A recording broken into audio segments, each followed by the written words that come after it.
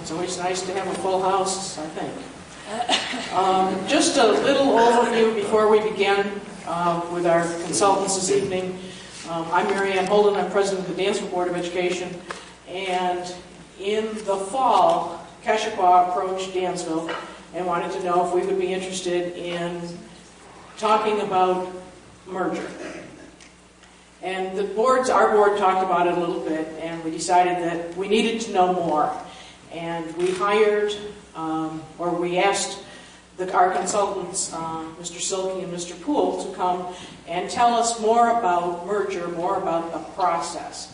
And that happened in December. And after that meeting, both boards went back and talked amongst ourselves, and our take on it was it would be irresponsible not to get more information. And that's what we did. So we went ahead with the pre-merger study, the results of which you will see tonight. Now, the results you're going to see tonight are a lot of data. They collected information for us, they compiled it, they're presenting it to us, so that we can look at the facts and figures. Because although in some aspects and to some people this is a very emotional conversation, for us it has to be about facts. So this evening they're going to present the facts, and over the next few weeks or months the two boards are going to go back and consider the facts and then decide if we're going to go ahead with a full-blown merger study, which will include more facts. It will also be a study that will include people, representatives from both communities on the committee. So we have not made a decision. We don't even know if we're going to go ahead with a full merger study. I know there are people who think that we're going to merge, in September, and that would, first of all, we can't do that. The state won't allow us. Second of all, we wouldn't do that. And in fact, merger cannot happen unless the residents of both communities vote for it. A referendum will be held just like we hold a budget vote every year. This is if we get there. And it will be the decision of the communities, not of the school boards. So I know that there's some misunderstanding about that, and I want you to, understand that right up front. First of all, we wouldn't make a decision like that without community input, and second of all, the state of New York won't let us. So with that said, I think that's all I can remember that I was going to say anyway, which is probably lucky for you. I will turn I know what the other thing is. Our intention is that this meeting will end at or before 9 o'clock. So if we get almost to 9 o'clock, we will take essentially one last question. The format will be Mr. Silke and Mr. Poole are going to poll, I'm sorry, I said that wrong the first time, it's poll, not pool, are going to present their information, their report. They will then entertain questions from members of the two boards of education first, and then from the audience at large. But our intent is to end this at or before 9 o'clock. So with that said, I will turn it over to Mr. Silke and Mr. Poole. Thank you, Mary Ann. On behalf of Alan and myself, we're delighted to be here tonight again and have this opportunity, as Mary Ann said, to present the final report that we have just completed for the board.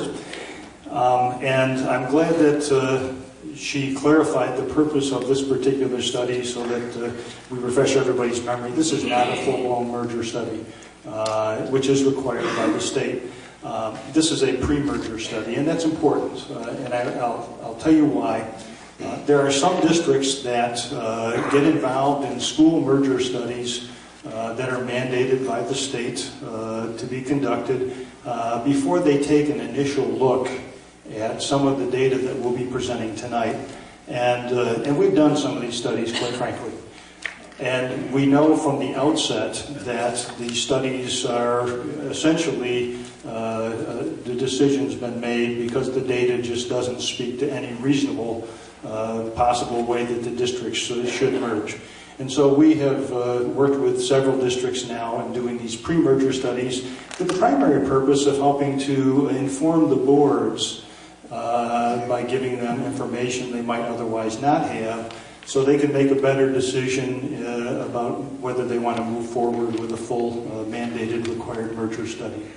And that's important because the pre-merger studies, unlike the full merger studies, as Marion already mentioned, don't require involvement of an advisory group. And of course that always gets communities talking. So this is the purpose of this study really is to give both boards good information so you can take and make an informed decision about whether or not you want to take the next step.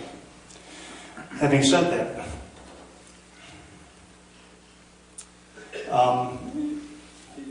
as I've already mentioned, the purpose of this is to provide data to the boards to make that informed decision.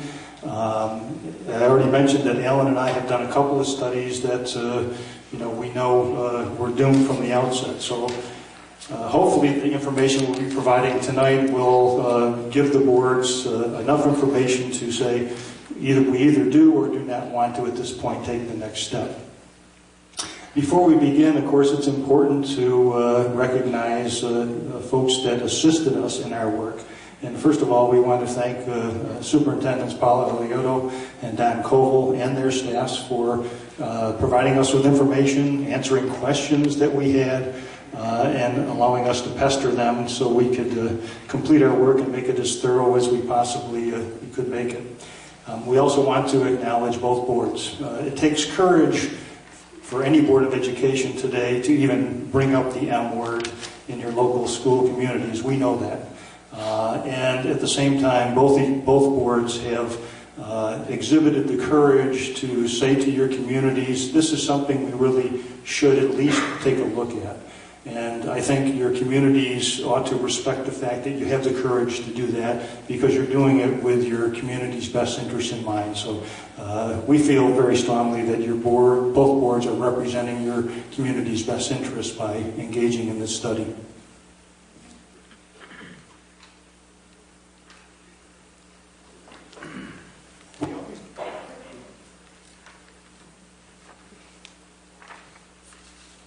We always begin any study with a review of the enrollment history in each school district as well as enrollment projections, because everything that a school district does is really based upon the number of youngsters that are to be educated. And folks, if you can't hear me in the back, I'll try to speak up. Just raise your hand and I'll do that. But before we get to that, we took a look at some of the overall information about each of the districts, and I want to just highlight some of it to you. First of all, as you probably know, both districts currently have a superintendent in place. Sometimes that is not the case with districts that are approaching this type of study. And of course, Dansville is a larger district in terms of K-12 student enrollment than Keshequa, although both are classified as relatively small to medium-sized districts as far as the state of New York goes. Districts are about equal size in terms of square miles, and we'll reference this a little bit later. We'll talk about the size of other districts that are singular districts that are the same size as the combined Dansville-Keshequa district. I think it's a positive that the districts are both in the same BOCES. We have done studies where districts have been in two different BOCES, and that raises another issue when you get involved in a merger study and a merger issue, because then the state has to determine what BOCES would a merged district be affiliated with if a merger were to happen, and that creates some issues. So the fact that you're both in the Genesee Valley BOCES is a plus. Transportation aid ratios are high, as most districts, and so that's a plus. The building aid ratios are very similar, and that's the percentage of aid you get back on approved capital expenditures. So very close in that regard, and quite high aid ratios, I might add, given many districts in the state. Similarly, the BOCES aid ratio, the aid on BOCES expenditures are very close to one another. The combined wealth ratio is a factor that the state of New York uses to judge the wealth of a district, and it takes a look at the amount of income behind each student as well as the amount of property wealth as compared to the state average. And an average wealth district in the state of New York has a combined wealth ratio of 1.00. If a district's combined wealth ratio is less than 1.00, its wealth behind each child is less than the state average.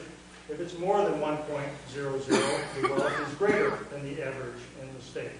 And so it's kind of a measure of the wealth of a district overall in terms of property and income. So as we looked at that, the combined wealth ratios of the two districts are actually quite similar. But obviously you can see they're less than the state average wealth districts. We'll talk quite a bit later on about the tax rate on true value or full value.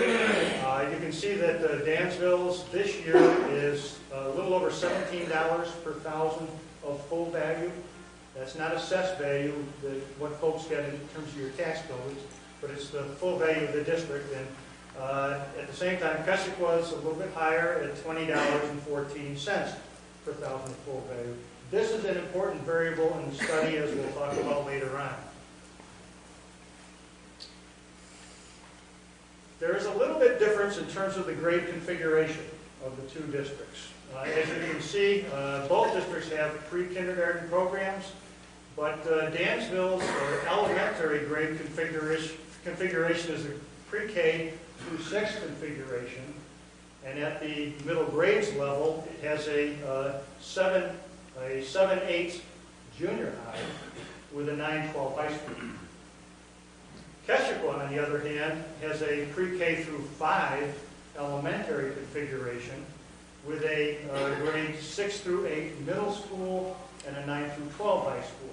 So that grade level configuration is something that, again, we'll reference as we move along in our presentation. We always take a look at another socioeconomic variable, and it's commonly used as the free and reduced price lunch ratios. And as you can see, it's a federal program that between the free lunch applications and the reduced price lunch, Dansville has about 41% of the families that apply for and qualify for the free or reduced price lunch program, while Keswick has about 37%. Again, very close to one another. In terms of racial and ethnic makeup of your communities, again, you can see both predominantly white Caucasian community members and very small minority group members in either of the two districts. In terms of the annual attendance rate and also in terms of student suspensions, identical for the two districts. So our conclusion is when you look at these particular variables, your districts are very similar in a lot of ways. The areas where there is some difference, as I mentioned, we will talk about more as we move along in our presentation. Now, as I started this way, we start with enrollment projections. And it's important to look at enrollment history as well as what's likely to happen in the future in terms of the number of students to be educated, because everything a school district does is driven by the number of youngsters. Everything from the number of staff we have to hire to the amount of money we spend on supplies and materials to the number of buses we need to get the youngsters to and from school and so forth. Everything depends upon the number of kids. So what you have here is you have Dansville's enrollment history. I'm not going to go through the methodology tonight. If the districts do choose to go through a full study, we'll get in depth with the methodology that's used here. But rest assured, it's the most common approach that the State Education Department recommends used to project enrollment out into the future. As you can see, if you look at the district total for Dansville, the district's K-12 enrollment has been declining from 2008-09 through the current year. And as you look out into the future, our projections show that the district K-12 enrollment will continue to decline over the next 7 to 8 years. That's not unusual for school districts upstate in New York for a variety of reasons. We have an out-migration and so forth. There's very few upstate New York State school districts that are not declining in enrollment.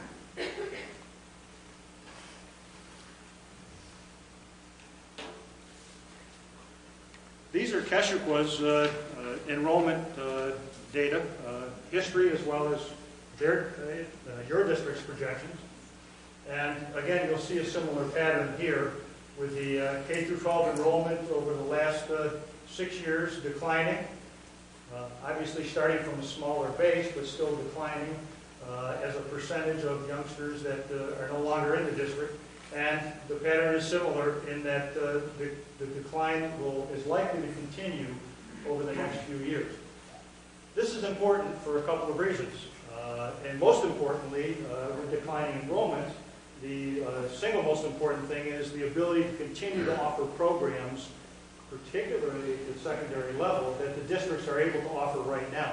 Because as particularly high school, middle school, and high school class size gets smaller, it becomes more difficult to be able to offer courses that are currently on the books for 1, 2, or 3 students. So the pattern is clear in both districts, the declining enrollment.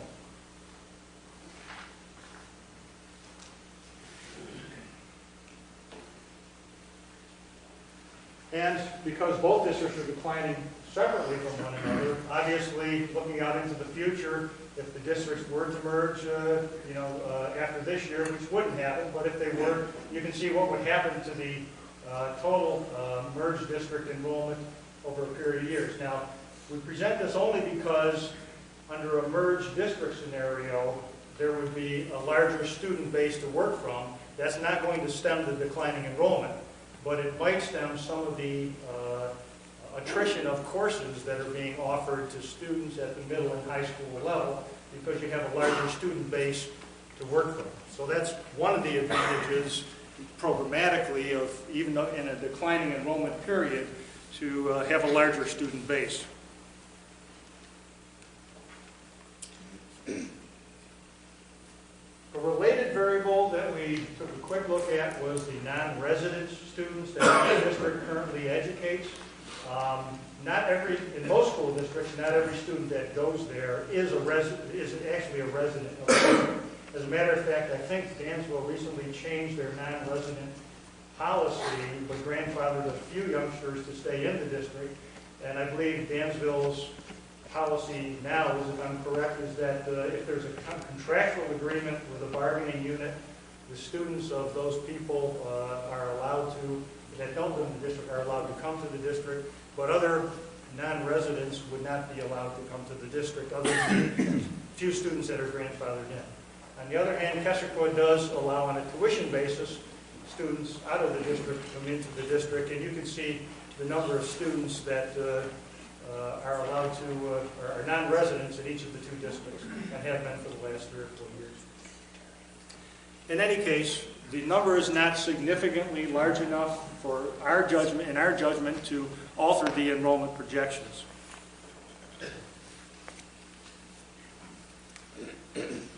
Another issue we examined is, what academic benefits does each district potentially bring to the other district if a merger were to occur? And we began by taking a look at the elementary level. Usually in school mergers, school district mergers, the elementary schools typically end up seeing the least amount of impact because they typically end up staying in their own local communities, and so the youngsters see very little difference. It's the middle and the high school level where there are programmatic differences. So a full merger study would get into the elementary program in much more depth and look at the instructional program that's being used, the curricular materials, and of course that's all becoming more similar with the Common Core these days and so forth. But we did take a quick look at the elementary class sizes because that's always important. We know certainly to parents and to staff to make sure that there's appropriate class sizes. And these are the class sizes from this past fall in each of the elementary schools in the 2 districts. And you can see with maybe a couple of minor exceptions, class sizes are very comparable in almost every instance. And both districts have done a good job of trying to maintain reasonable class sizes for educating the elementary children. There's a couple of minor differences, and this usually has to do with the number and how it breaks over to open up a new section or not. as well as the makeup of the youngsters in individual classes. And you can see there's a little bit of a difference at grade 1 this year in terms of the class sizes, and also I think at grade 5, but not a significant difference. In a full-blown study, we take a look at average statewide class sizes and so forth, so that those could be compared as well. As I say, the elementary program is the least likely to feel any impact of a merger. It would be looked at in greater depth in a full-blown merger study. It's really the secondary level where there's typically an impact, and I'm going to turn it over to Alan so he can talk about the secondary level impact.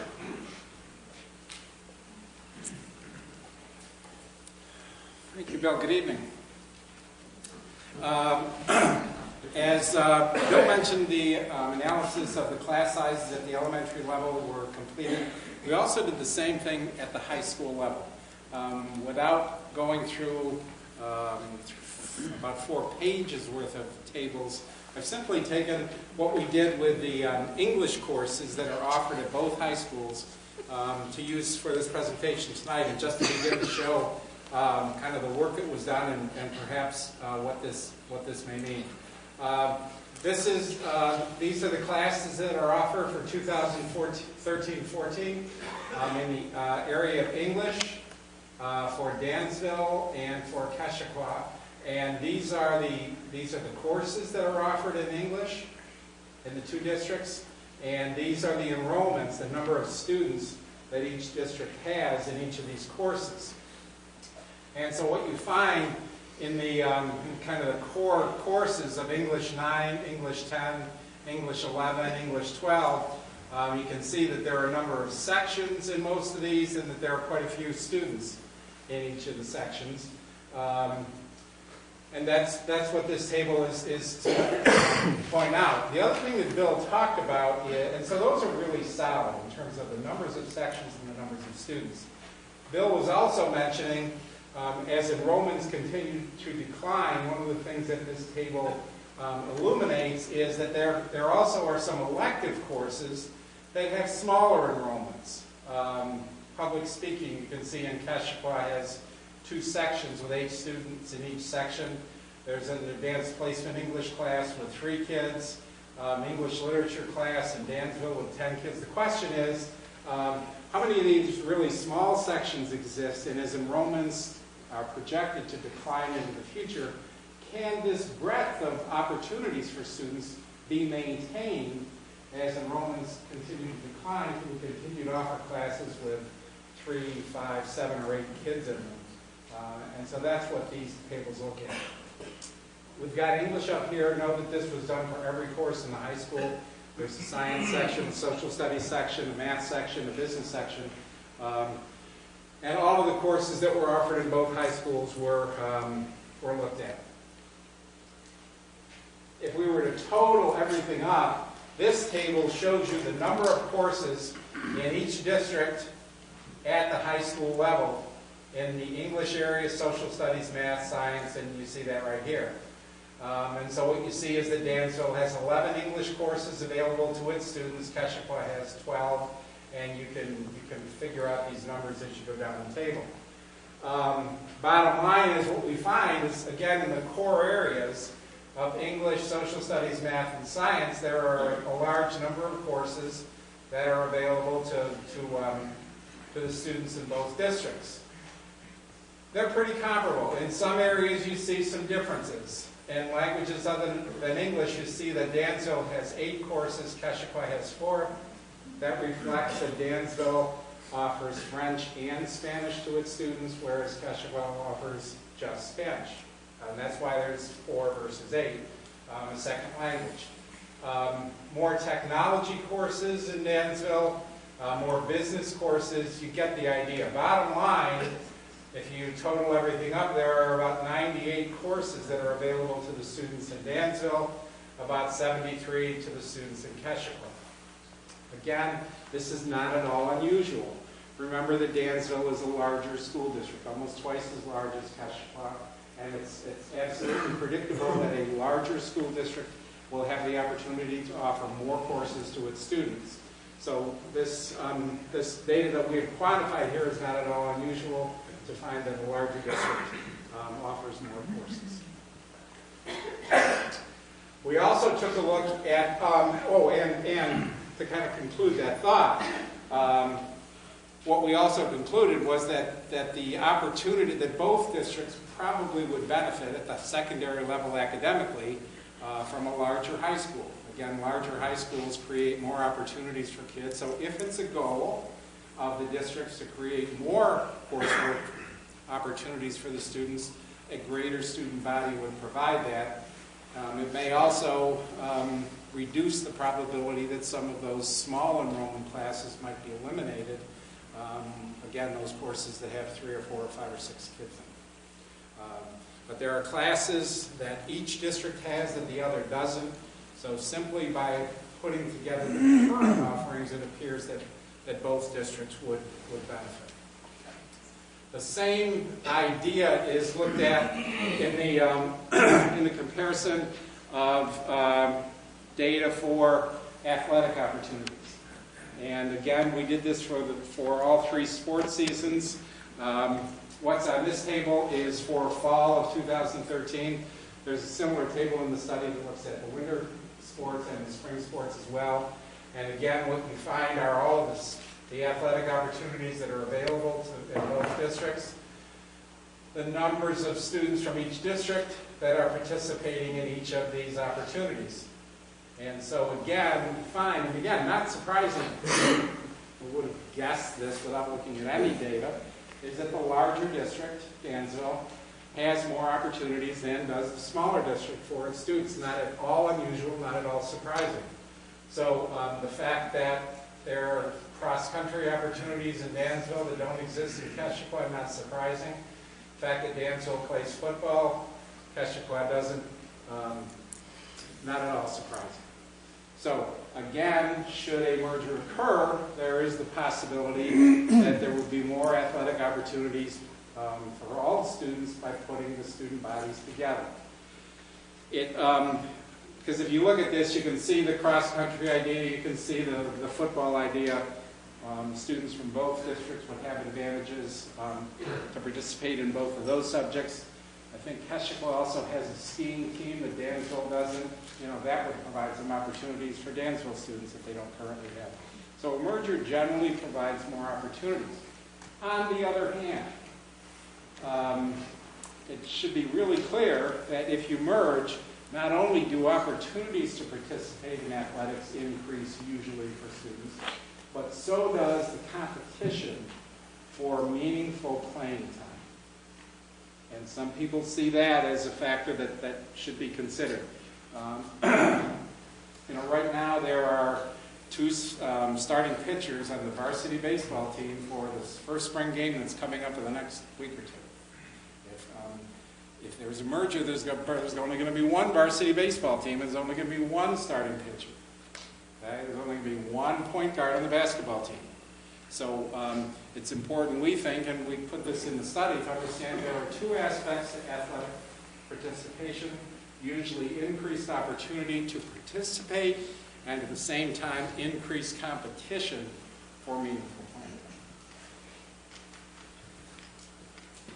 Back to Bill. Three new facilities. Yep.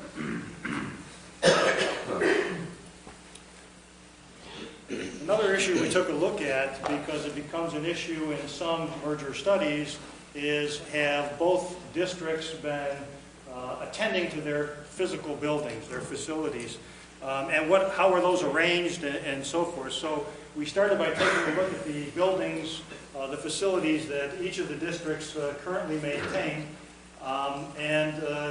As you can see, the grade level structure I've already mentioned is somewhat different at the middle level, as well as 1 grade at the elementary level. I've already noted that, with a pre-K through 6 arrangement in Dansville, a 7-8 junior high and a 9-12 high school, with Keshequa having a pre-K through 5 elementary, 6-8 and 9-12. I've already mentioned that. You can see the number of students that are there. I would add to this, which isn't apparent but is mentioned in the study, is that both districts have done a good job of maintaining your school facilities and have had recent capital projects that have kept the buildings up to good snuff. So there really isn't an issue of one district having facilities that just haven't had work done for a lot of years and need to be upgraded, and the other district might be taking on some headaches with the building.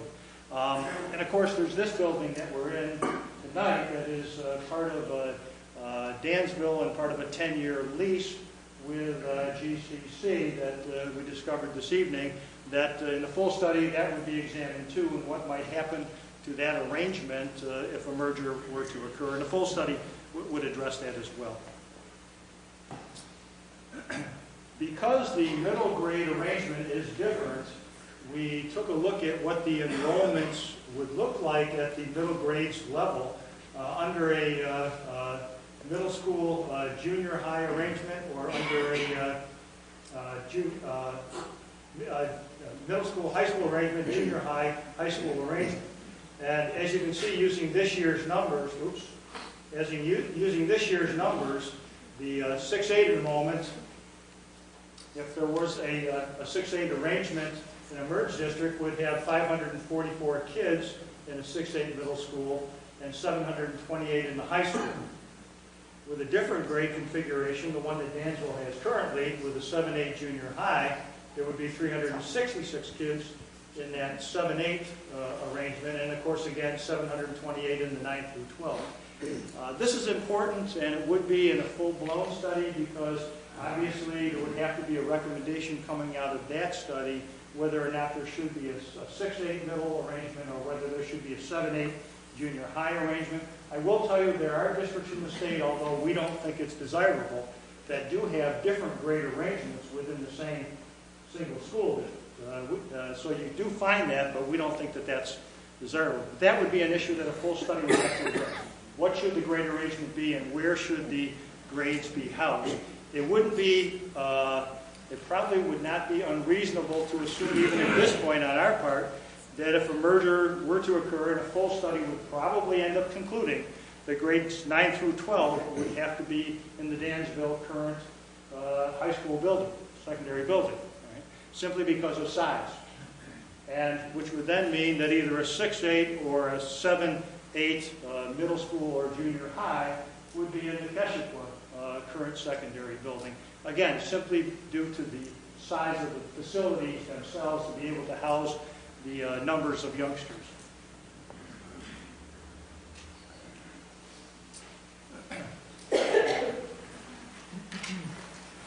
Transportation is always an issue, particularly for parents with young children if they feel their youngsters are going to have to ride the bus a lot longer.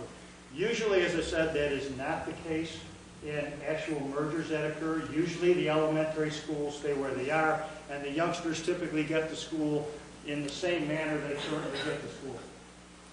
The impact of any transportation issues usually is always felt by middle and high school students. Obviously, if your districts were to merge, they would be a significantly larger district. Right now, Keshikwa is 118 square miles in size, and Dansville is 125 miles in square size.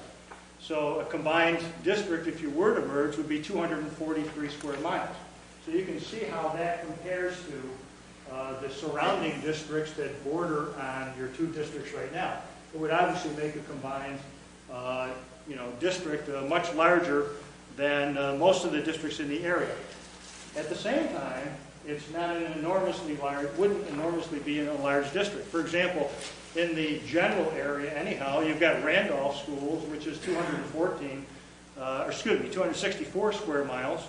You've got Pioneer, a little further west, is 210 square miles, and you've got Corning City, which is 233 square miles. So while it would be a much larger district than the surrounding districts and larger than you are right now, there are districts of comparable size, and I might add, districts that we have worked with in the North Country that are significantly larger than a combined Keshikwa and Dansville.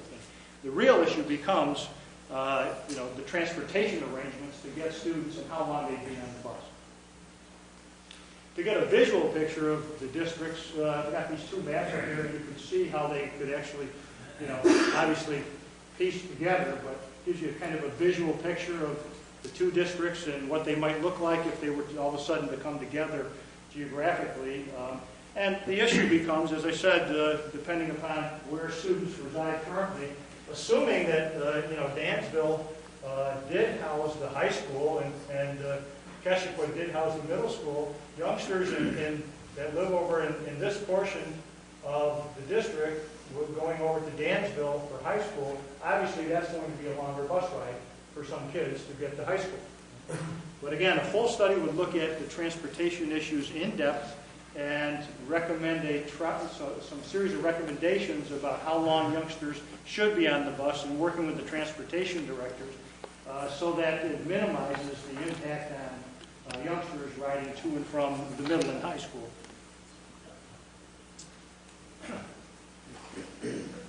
Alan took a look at the administrative structure as well as analyzed the contract, so he'll talk through some of the findings from that portion of the study. The analysis of staffing in any school district operation is very important. About 75% of most school budgets are made up of salaries and fringe benefits for the people that are in those school districts. School buses are expensive, buying basketballs is expensive, all sorts of things that happen in schools are expensive, but nothing compares with the cost of the people in those school districts. Again, usually 70 to 75%. So in a full-blown study, there would be an extensive analysis of the staffing patterns of the two current districts and what those staffing patterns might look like should the districts decide to do a merger.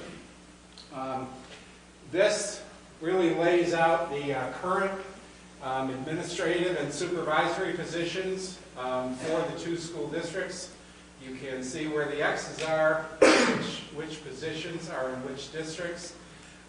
The full study would do an analysis of whether or not these positions would all be maintained in a merged school district or whether there would be some elimination. Elimination of people's positions is a very, very emotional topic. There are some people who say we should reduce some positions. That's where all the money is. We're going to save money in our school and impact our taxes unless we eliminate some positions. There are other people who say the people who work in the schools are incredibly important to the lifeblood of our community. We don't want to put people out of work. People who work in our schools buy their gas in our communities. They come and have pizza in our restaurant on Friday nights. They buy a car every few years in our community, and we don't want to see people put out of work. So there are a variety of interest groups who see positions being eliminated very, very differently. It's an extensive part of the conversation in the full-blown merger study. One of the things we look at is, in terms of administrative and supervisory positions, are all of these positions needed if the districts were to merge, or are there the opportunities for some savings by combining or eliminating positions? For example, the first one, of course, each district right now currently has a superintendent. If the districts were to merge, the new district would have only one superintendent. So we know there will be some savings, some reductions in the number of administrative and supervisory positions. The study would look at exactly how many there would be and how many more perhaps there could be on the administrative and supervisory side. The second thing that would be looked at is the whole instructional staff, the whole teaching area in terms of salaries that are currently being paid to the teaching staffs in the two school districts. The table that is up on the screen right now looks at the current salary schedules, highlighted salary schedules of the two school districts. And these three areas simply represent different points on those salary schedules. Generally speaking, and it's not this simple, but generally speaking, teachers' salaries are determined by how much education they have, a bachelor's degree, a master's degree, graduate hours beyond a master's degree. That's one component, how much education credit they have. And the second component is how many years of experience they have teaching. And where the years of experience teaching intersects with the amount of graduate hours they have, that's the cell that determines what their salary is. So we've taken some of those and highlighted them. So a teacher right out of college, first year teaching with a bachelor's degree, who's coming to Dansville, is going to start at a salary of $38,300. In Keshequa, that same person right out of college is going to start at $39,000. If they 5 years later still have a bachelor's degree, they'll be making $41,106 in Dansville, $45,165 in Keshequa. Again, without going through all of the details, if you eyeball this table that's up on the screen, what you find is that virtually everywhere the teacher salaries in Keshequa are significantly higher than the teacher salaries are in Dansville. So here's the question that gets asked. Right now there are 2 school districts, 2 unions, 2 collective bargaining agreements that were negotiated in both districts. It's fine that these 2 teachers are paid different amounts of money. The question is, if there's a merger, and now there is 1 school district, 1 Board of Education, 1 teachers union, 1 collective bargaining agreement that defines the salary schedule for those teachers' salary determination, should the teachers who used to teach in the old Keshequa still be making more money than the teachers that used to teach in the old Dansville?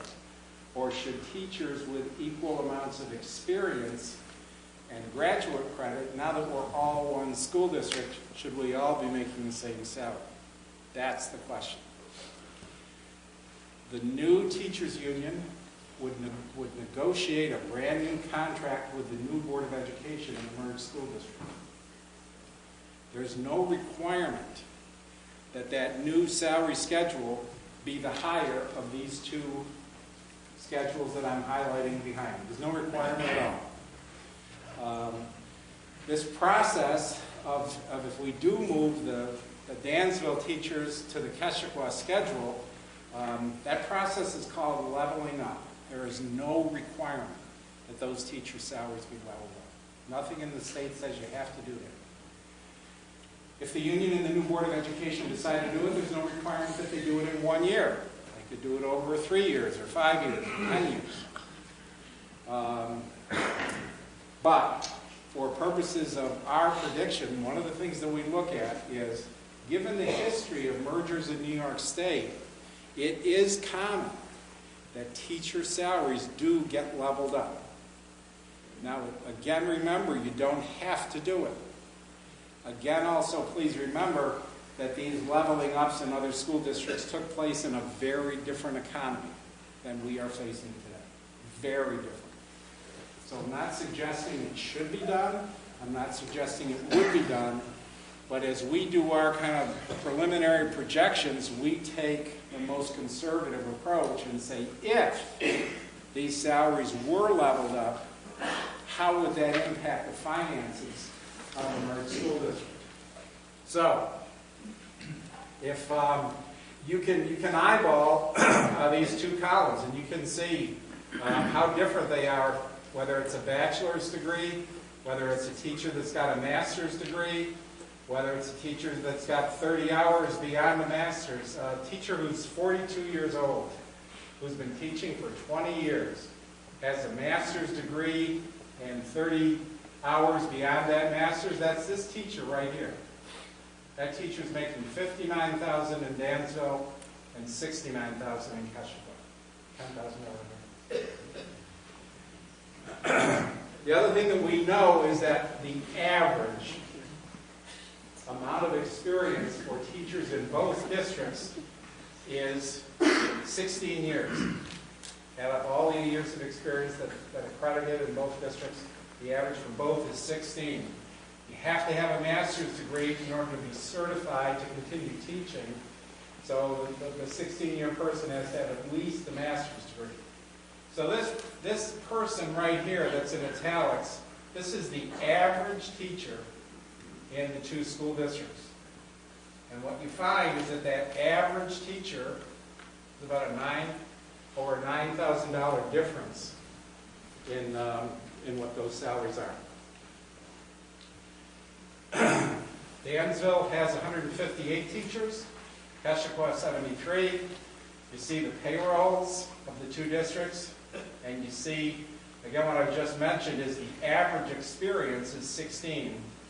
So there's 16 years. So this average salary of $51,000 and $58,000, in some places that's due to the fact that the $58,000 district has teachers that are a lot more experienced than the other district.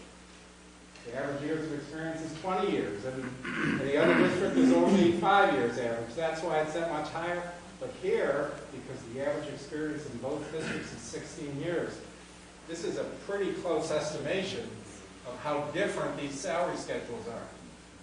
So you see here, we've got about $7,000 difference in the average salary here. We had about over $9,000 difference in the salary there. There's no way around it. The salary schedule is higher in Keshequa than it is in Dansville. Again, let me just, for the record, I'm simplifying this because both districts have different procedures for how they reimburse for graduate credit. It's more complicated than I'm making it, but for the extent of the study that we're doing tonight, there's no conclusion that can be drawn other than the Keshequa salary schedule is significantly higher. So if we start to look for a number, well, what does this mean in terms of cost?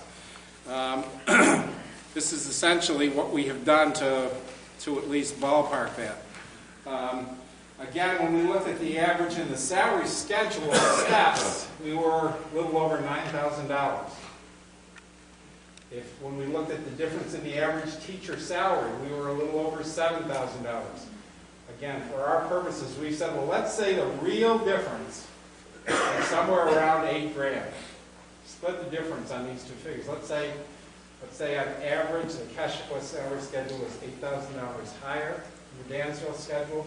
If we are going to level up the salaries of the Dansville teachers, we would have to take this $8,000 difference and multiply that times 158 people on average. So the cost to level up those salaries is over $1.2 million just to put the Keshequa put the Dansville teachers on the Keshequa salary schedule. In addition to that, there are related fringe benefits that are related to salary. Things like Social Security payments, things like retirement system payments, things like workers' compensation payments. Those we've estimated at about 26%. So if you take the cost to increase the salaries, add the 26% for increased fringe benefits, that's 26% of this number is $328,000. What you find is that you're close to $1.6 million in cost if the districts merge and decide immediately to level up the teacher side. Spend a little bit more time on this, but it's because we believe this is one of the significant factors that the board should be thinking about as they think about where they're headed on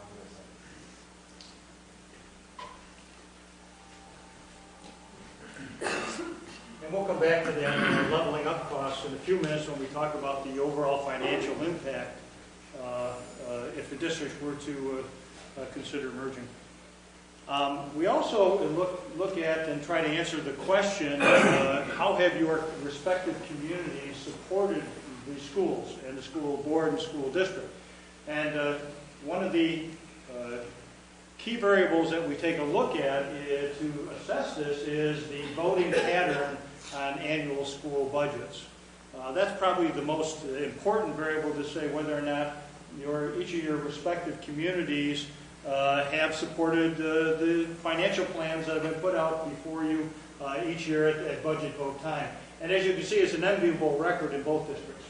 11 out of 11 years in Keshua, your community has supported the financial plan presented to it through positive budget votes. And 10 out of 11 years in Dansville, with the only year being 2011 that it wasn't, and the district then went on a contingency plan for whatever reason, contingency budget. But, you know, it's an enviable record in any place to have 10 out of 11 or 11 out of 11 years, which sends a message that your communities basically support your schools. I mean, that's good, because that isn't true in some places, I will tell you. A couple points before I move on that I just wanted to bring up, because I overlooked them earlier. And number one is we took a look at the transportation fleets, because sometimes districts that get involved in studying merger, we find that some districts they've kind of let their fleet go because they've had financial problems, so they haven't been replacing buses regularly. And so under a merger scenario, the other district might look at it and say, you know, do we really want to have to buy, you know, 8, 10 buses right off the bat if we merge? That isn't the case here. Both of the districts have a robust replacement plan, and they've been replacing buses on a regular basis, so both fleets are in good shape. All right? So that isn't the case here. Another point that I wanted to mention, we take a snapshot in time, as you can tell, on all of these data.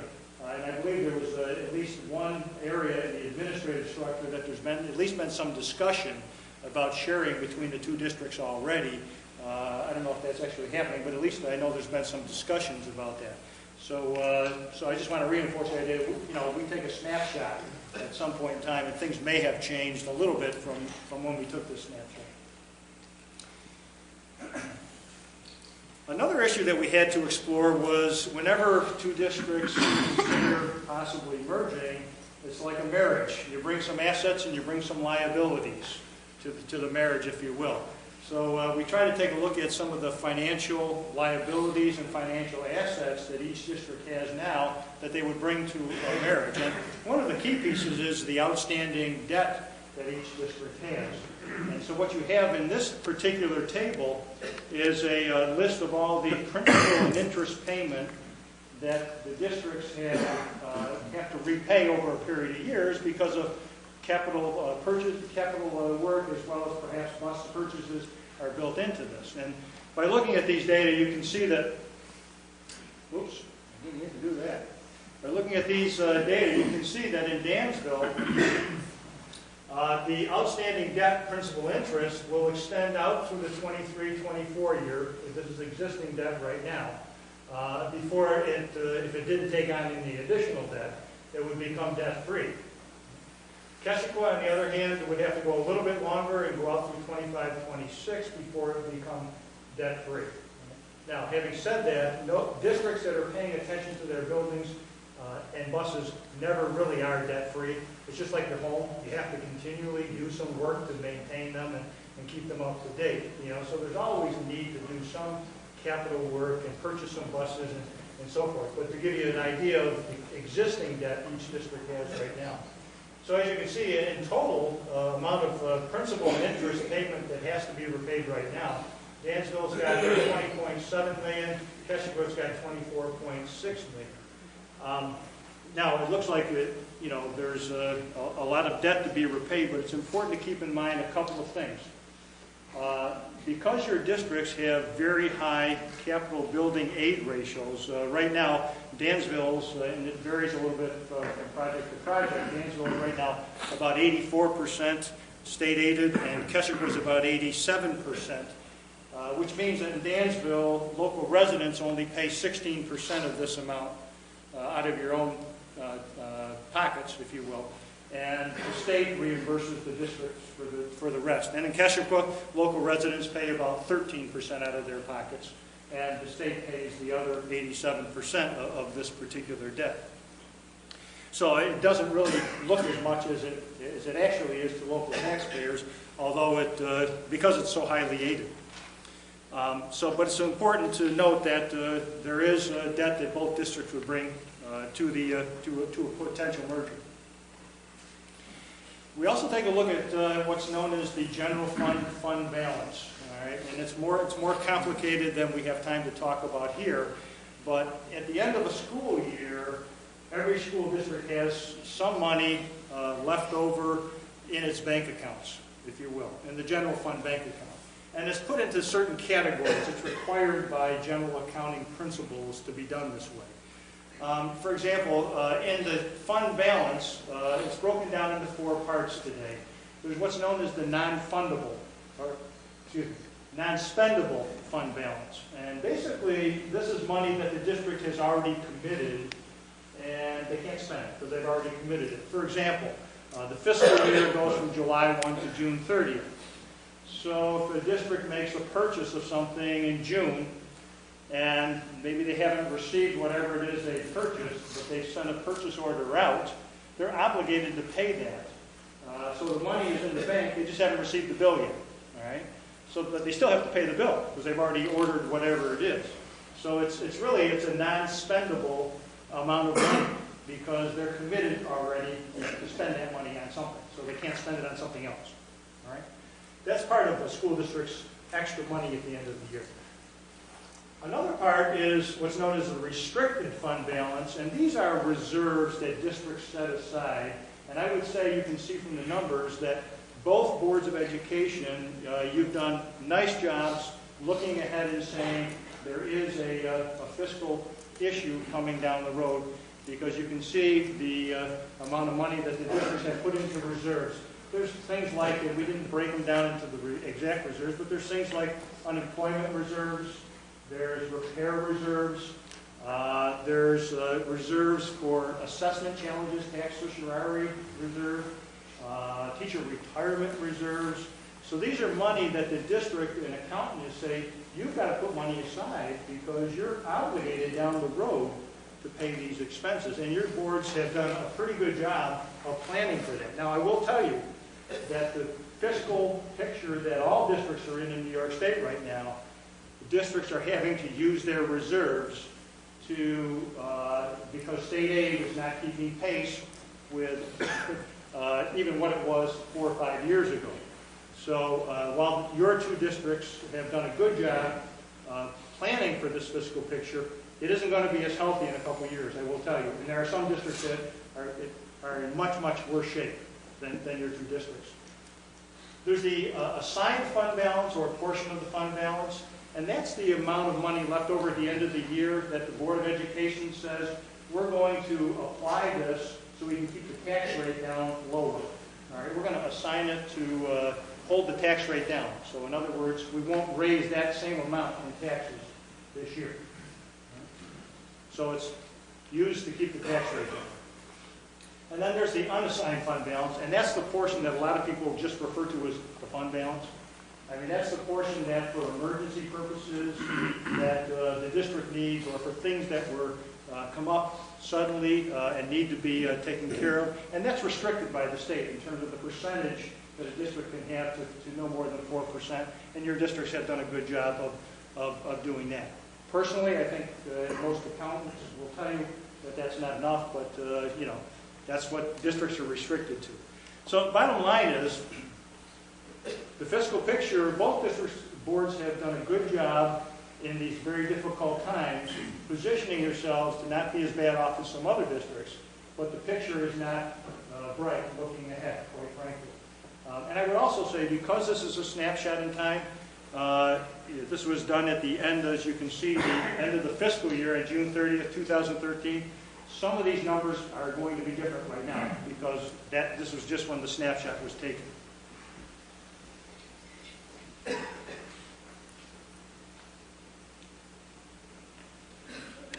I mentioned earlier that the tax rate calculation or tax on full day is important in this particular study and in thinking about merger.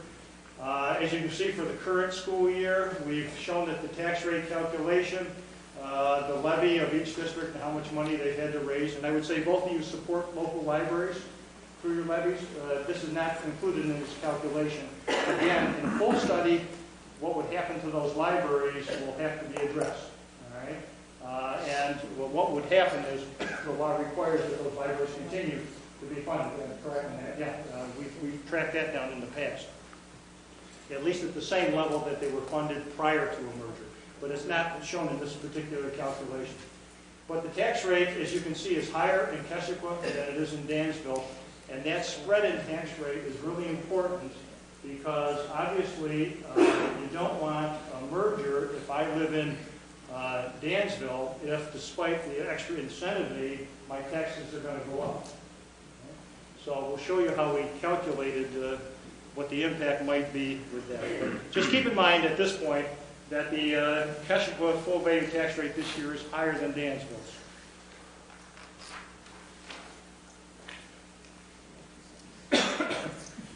Putting all the financial factors together that we examined, you can see the outstanding capital debt, principal and interest I talked about that the two districts have. You can see the aid ratios. While Keswick has more outstanding principal and interest debt, it also has a higher building aid ratio currently on the latest project.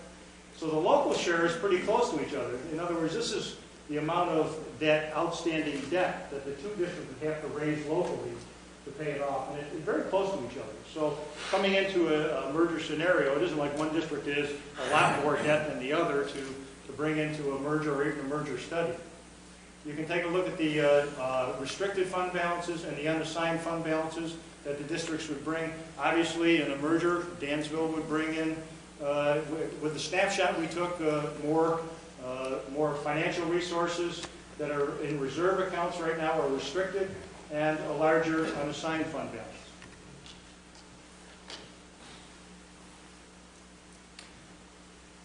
The state of New York obviously entices districts because it can't force districts to merge, and one of the ways that it entices districts is to provide a lot of financial incentive for districts to merge. And I think we reviewed this at our earlier meeting, so we just wanted to very quickly go over this again for any of you that may, in the audience that may not be here tonight.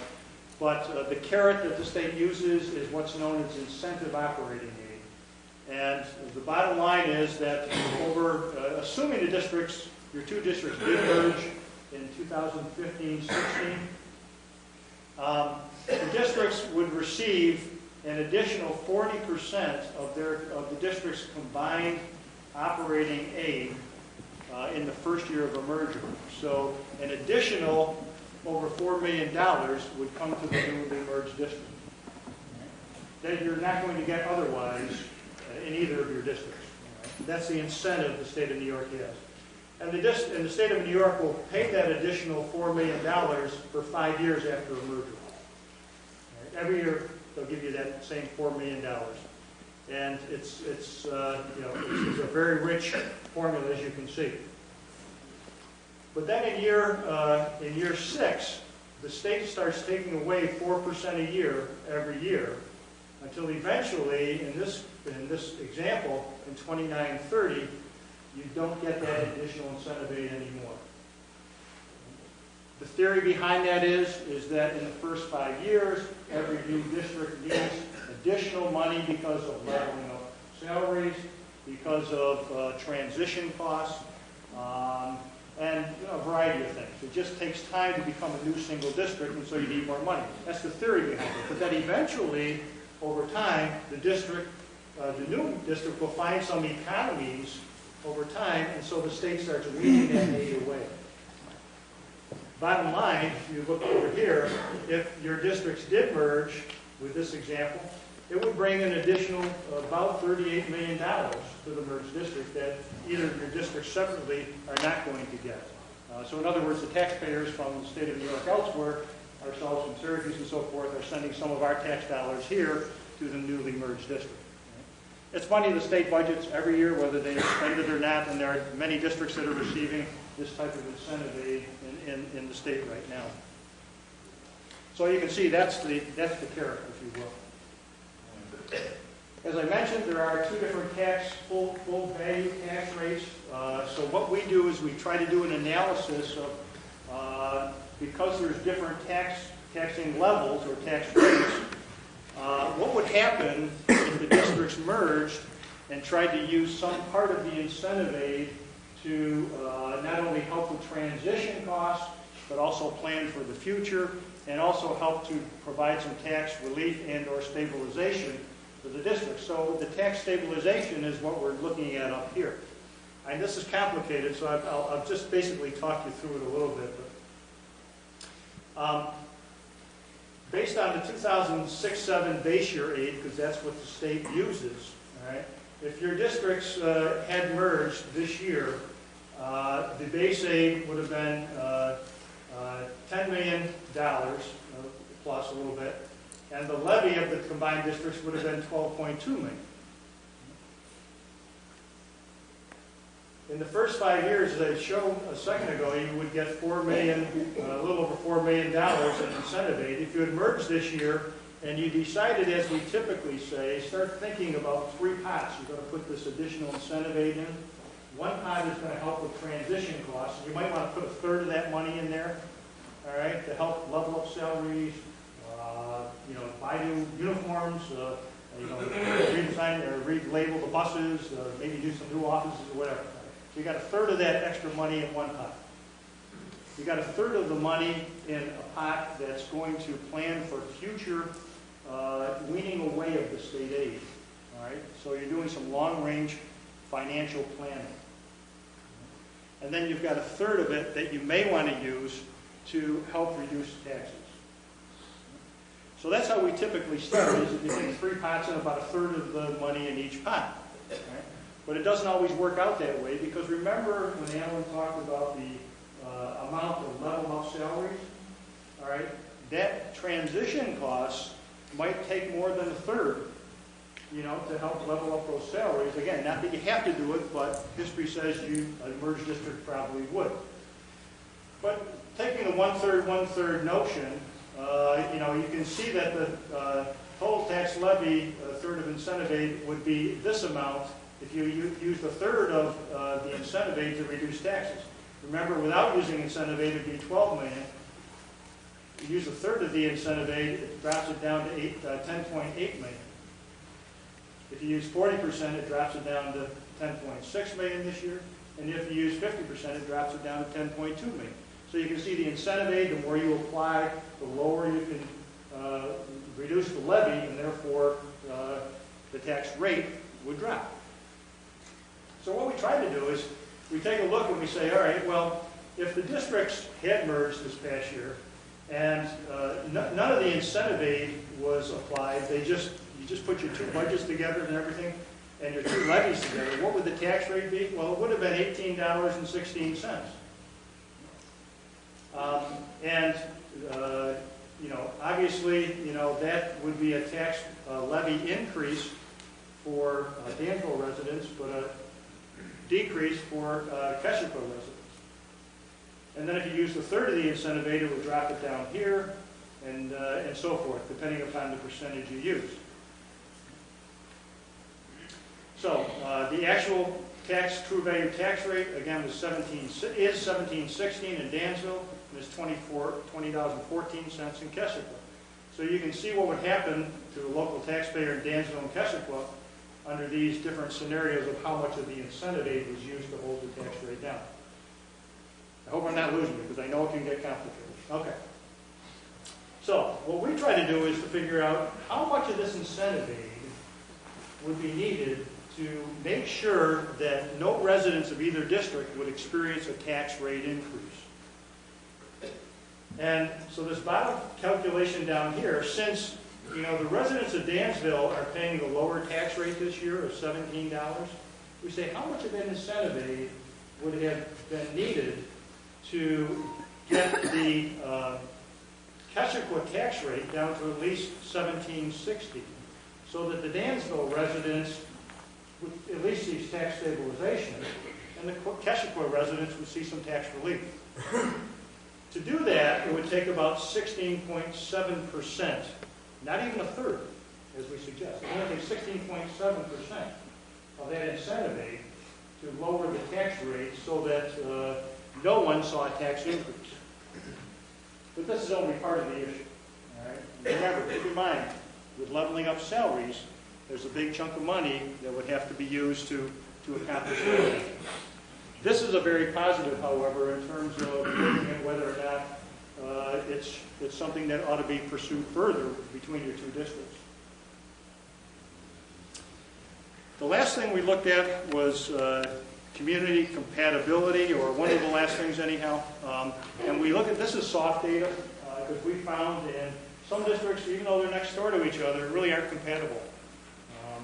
They just, for a variety of reasons. It's not unusual that we found in some of the merger studies that we've done that, one district residents think they're better than the next door neighbor or whatever. Right? So we take a look at some soft data, if you will, for compatibility. So some of the things we've looked at are, as you can see, adjusted gross income per student, really not all that different. And again, this is per student. This isn't adjusted gross income, period.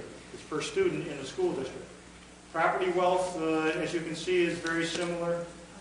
The combined wealth ratios I've already talked about are very similar.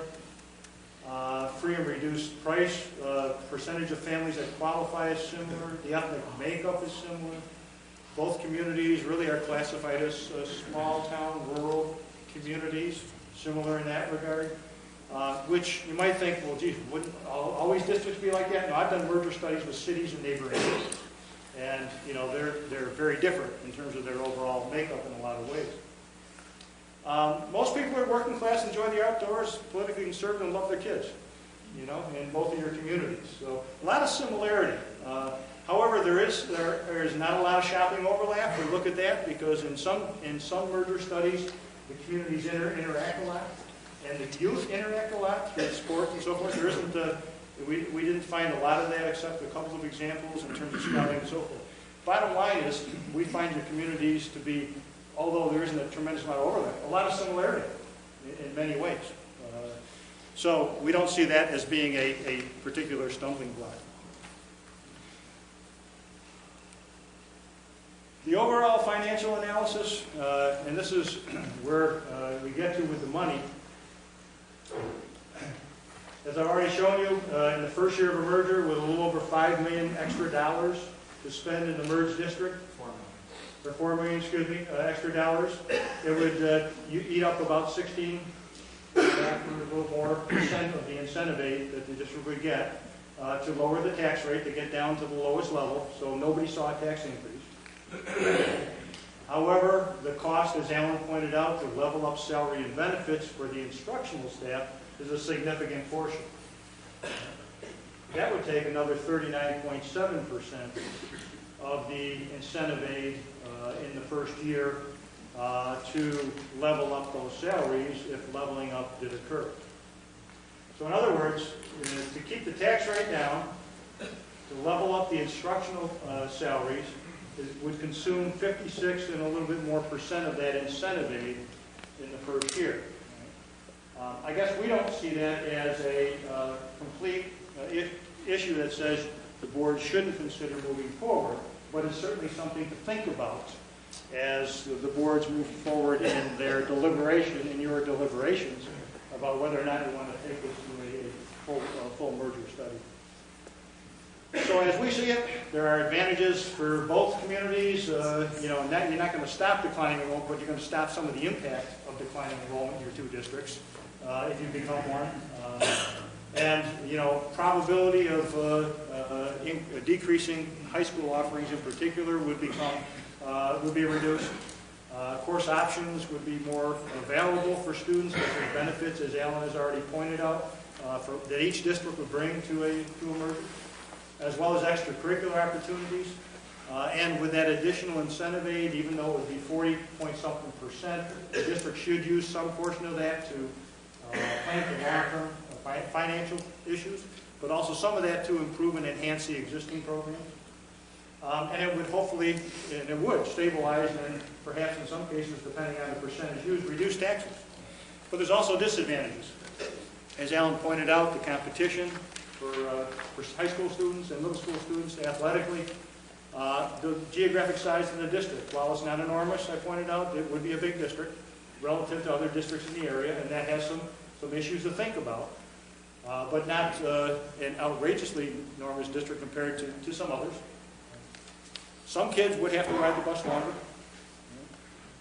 And we talked about where it would likely end up being recommended schools would be, if you could visually picture where the longest rides might be.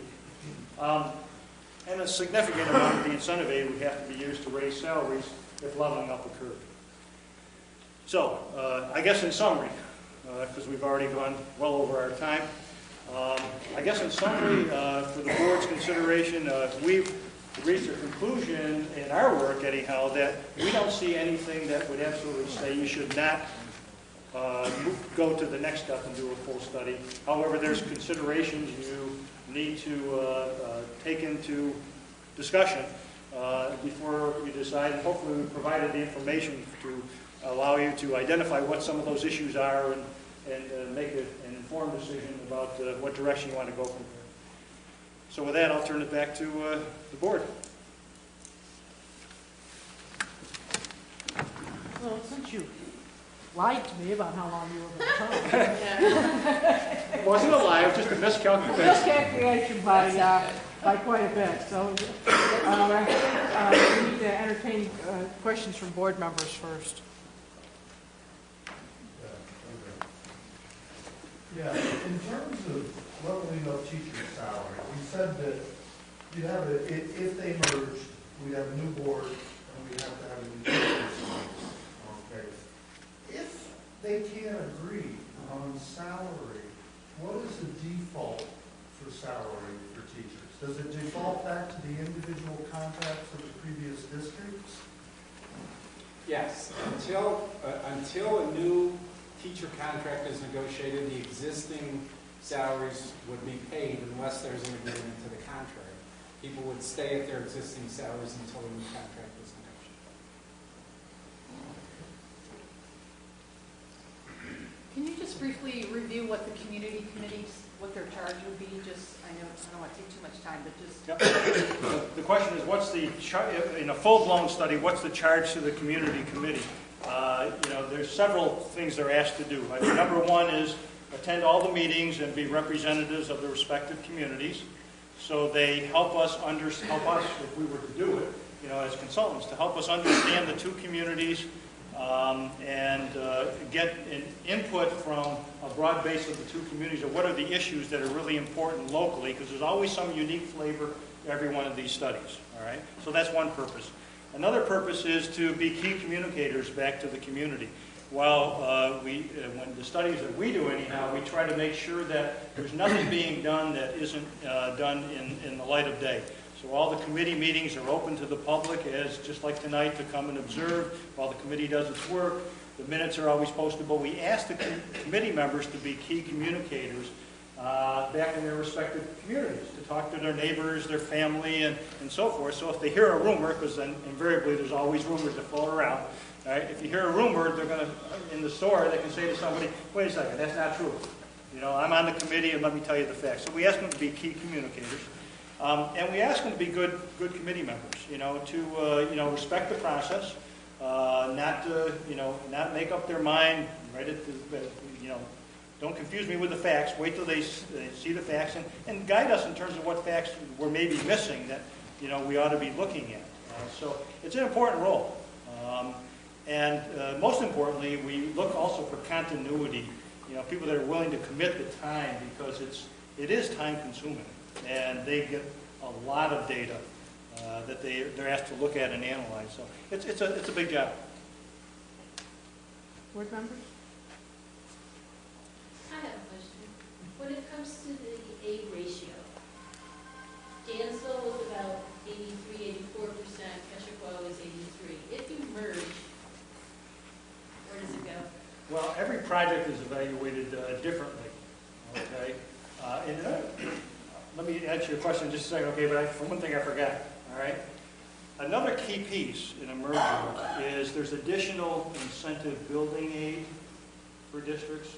So in a merged district, the state of New York says, in addition to that incentive operating aid that I mentioned, that big chunk of 38 million or whatever it was, after a merger, the state says to districts, if you merge, we will give you an additional incentive building aid on any project you do, up to a maximum of 95% or 98% for a high needs district. So in your districts, if you did merge, after the merger, you would be eligible for 95% on any approved capital expenses projects for 10 years after you merge.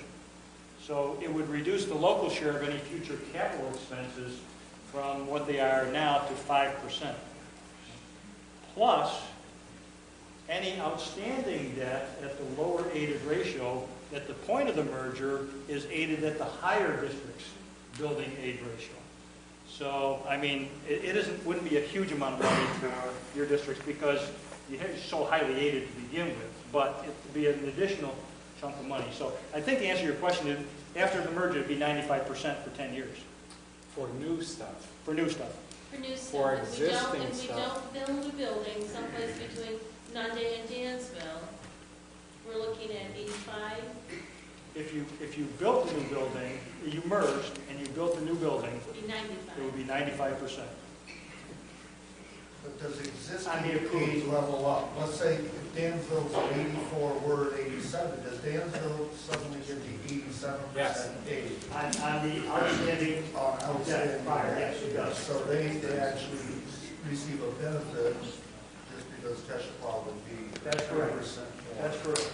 This 84% that's merged, this money that's currently, the state is paying 84% of this money. If you merge, the state would pay 87.4% of that money. That's why Bill's saying it's not a huge amount, it's what, 3%?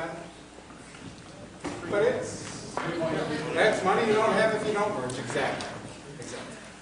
That's the state's carrots, obviously.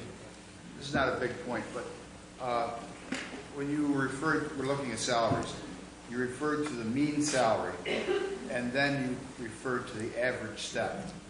Now, to me, is that a mean step, or is it a median step, or what? It's a mean step. It is mean. It is Okay. a mean step, yes. I have another question. Maybe I should. If you merge, obviously the Dansville population is much larger in total than the Nunde when it comes to board elections.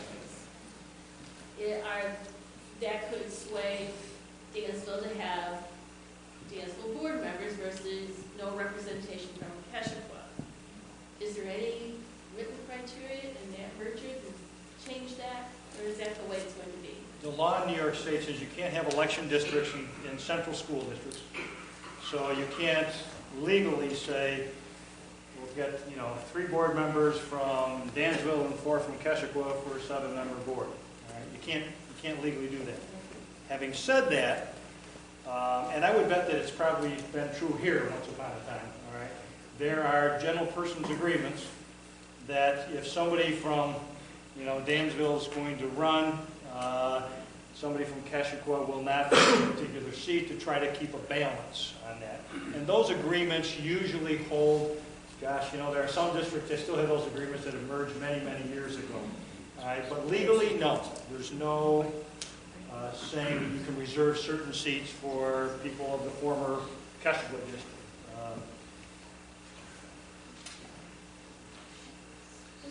Yep.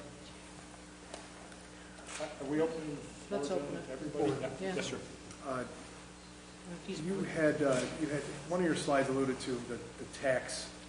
It seemed like the tax was going to shift, where Keshequa was going to be a different tax bracket than Dansville was after a certain amount of time there. Maybe I was hearing it wrong. After the first X amount of years, and then it was. This slide?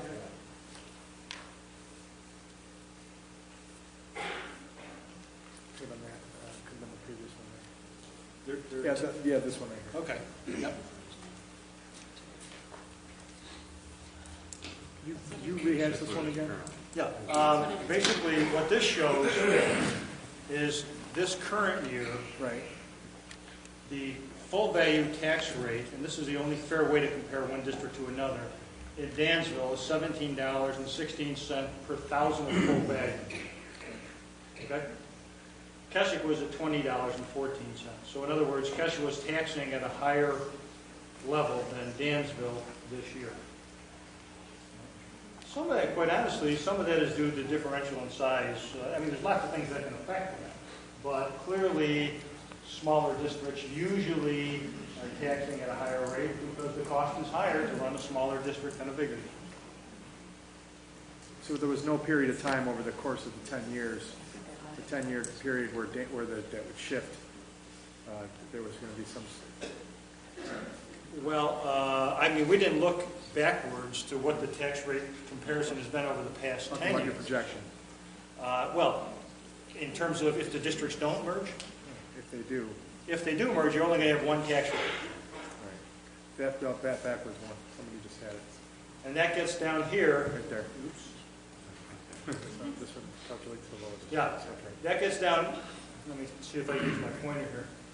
If the districts merged right now and you didn't apply, dueling dots up there. If the districts were to merge, have merged, this year, the single tax rate for the districts, if you just combined everything, would be $18.16. You can see it's kind of between Dansville and Keswick's rate right now. So you only get a single tax rate.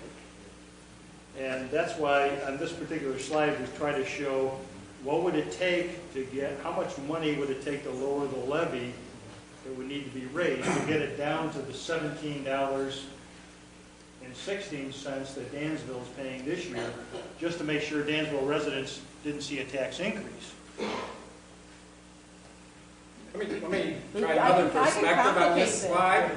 This slide, if you look at the bottom line, what Bill is saying is that if you take 16.7% of the incentive aid and apply it to reduce the tax levy of the new district, the tax rate for the new district will be the current lower Keswick rate of $17. Or $17.60. But let me tell you what this doesn't say. There are some of these studies that we do where this number is not 16.7%, that number is 125%, which means that no matter how much money you put to lower the tax levy, one district's taxes may go down, but the other district's taxes are going up. That's what this doesn't say. So this may seem very obvious to you as a group, and I understand that, but these numbers don't always turn out that way. This would be a very different presentation if we found out that there's no way to equalize the tax rates in the two districts. It's your decision, but we'd say don't spend a lot of time, because to say to a school district, you're going to merge and you're going to lose your colors and you're going to lose your mascot, and by the way, your taxes are going up. People have no sense of humor. Really, don't. That's a circuit breaker. That number right there, if that number were 125%, that's the circuit breaker that says don't even bother to do the stuff. Quite honestly, that's why we got involved in doing these pre-merger studies, because we've done full merger studies where that's been the case. And we have told boards and legislators that, it doesn't make sense. I mean, I don't mind getting paid as a consultant to do that, but as a state taxpayer, I resent spending money on things that are just a waste. Is that going to, if we did merge, would that affect any of the other taxes, like the town, the county, the STAR program? No. The question in the back, just so in case you didn't hear it, is if a merger did happen, would it affect the tax rates for the town, the county, and so forth? The answer to that is no, it would not. It would affect your school tax rate. Having said that, I mean, there is some evidence to say in the research that, it could potentially impact home values, which then could impact those other tax rates. But that isn't real clear either. I've got a bunch of questions. If we open this up to the floor, I ask that you identify yourself and the school district you're in. So we'll open the floor.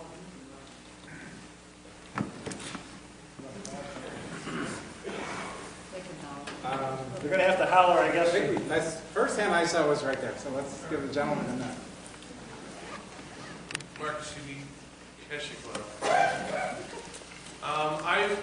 I know this is not a full-blown study, but I noticed that there was nothing mentioned at all about increased transportation costs, even an estimate.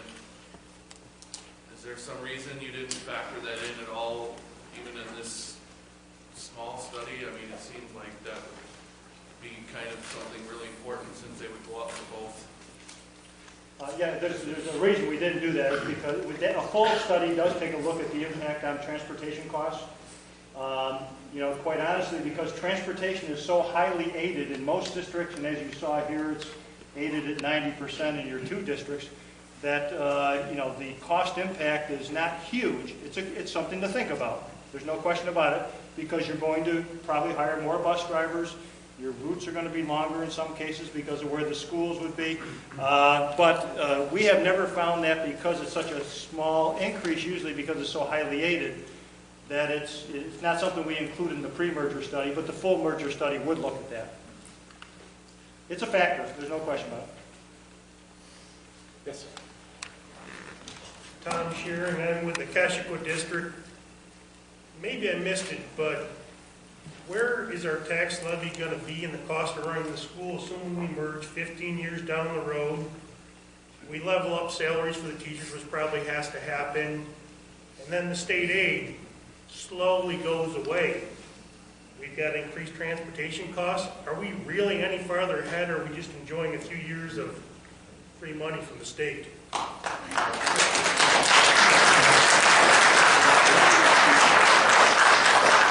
It's a good question, and we've been asked that question many times. And we try to take a look at districts that have merged in the out years, and we have found that from most of the data, and as a matter of fact, we're in the process of updating that right now because it hasn't been updated for a while. But I wrote an article with the data in the late 99 that traced districts that had merged and what happened to their tax rate, 12, 13, 14 years out compared to the year before they merged. And in almost every case, the tax rate was at or less than it was prior to the year of merger. And the reason it happens is, of course, you've got to have boards of education that are still going to have to make some difficult decisions. There's no question about it. Number one, the smart districts and smart boards take some portion of that money and plan for the future weaning off of the aid. So they have that to extend it out. One financial analysis we did with a financial consultant we've worked with over the years has shown that by doing that you can extend it out to 23, 24 years. Eventually it will come to roost, there's no question. And the leveling up of salaries, an important thing to keep in mind, to just this gentleman's point, is that's a recurring cost. In other words, it's not a one-time cost. I mean, there are one-time costs after a merger where, you may have to rename the buses or buy new uniforms or something, I mean, usually those are one-time costs and then you don't have them for a long time or maybe never again. Leveling up salaries is a recurring cost. It's going to be there every year because, it's going to go up from that base. So that's an important point. It depends on the decisions the new board makes in the out years, how far they can extend it out. Attrition of staff usually is an issue. That's looked at in a full-blown study too. Usually after an immediate merger, very few people lose their jobs, even if positions could be eliminated. And of course, these are different times, as Alan has mentioned. All right? And districts usually try to reduce staff and maintain program, which they can, because they're more efficient, because they're larger, through attrition. So as people move on, get married and leave, or retire or whatever, the boards look at, do we really need that position and can we still offer the program? And so those decisions, as they're made now, would have to be made. Yeah, I mean, it's not a forever ever solution to the problem. Yes, sir. How would it affect 504 plans for students? What's your name, first of all, if you don't mind? My name is Daniel Schwong, and I'm a student in Dansville EBH. First of all, congratulations for standing up and asking a question to such a big audience. 504 implications. Really, for 504 is a section of regulations that impacts students with disabilities, and there are a variety of laws that impact students with disabilities. If the districts were to merge, a new committee on special education would be formed for one district. A new committee on preschool special education would be formed. And the regulations that currently apply to Dansville and Keshequa would be the same regulations that would apply to the merged school districts. So there wouldn't be any different regulations. How those new committees administer those regulations would probably be similar, but we haven't done that level of study yet. You wouldn't notice a big difference. I want to add on to what Alan said for everybody's benefit is in the studies that we have done, the full studies, as it relates to preschool committees on special ed and the committee on special education in the districts, we usually end up recommending that members from each of the existing committees be appointed by the new Board of Education to a new preschool committee on special ed or a new committee on special ed for a couple of reasons. Most importantly, it maintains some continuity because they know the youngsters that have, from the respective districts that have come before the committee in the past, and at their annual reviews, they would know those youngsters. So that's how that's handled, because it's really, that's our recommendation usually, so that there is that type of continuity of knowing the kids. Yes. Andy Thompson with Keshequa. I think something that we need to explore further, and I hope the boards would look at this closely, is Route 436, which is really the only decent road between two communities. And I think that, you know, you alluded to that. There's little shopping in common. Why is that? That's one road to travel on. And I can just imagine the bus traffic, the extra cars back and forth. As a parent, I'm fearful of thinking of my kids going over to Dansville for school events. Selfishly, I'm thinking of the fact of having to go to Dansville, pick them up after track or whatever is going on. Because we all know it's not going to come Monday's way. Most of it's going to go Dansville way. So I think that needs to be looked at carefully. It's not one big 200 square mile whatever district. It's two that are connected by one mountainous road.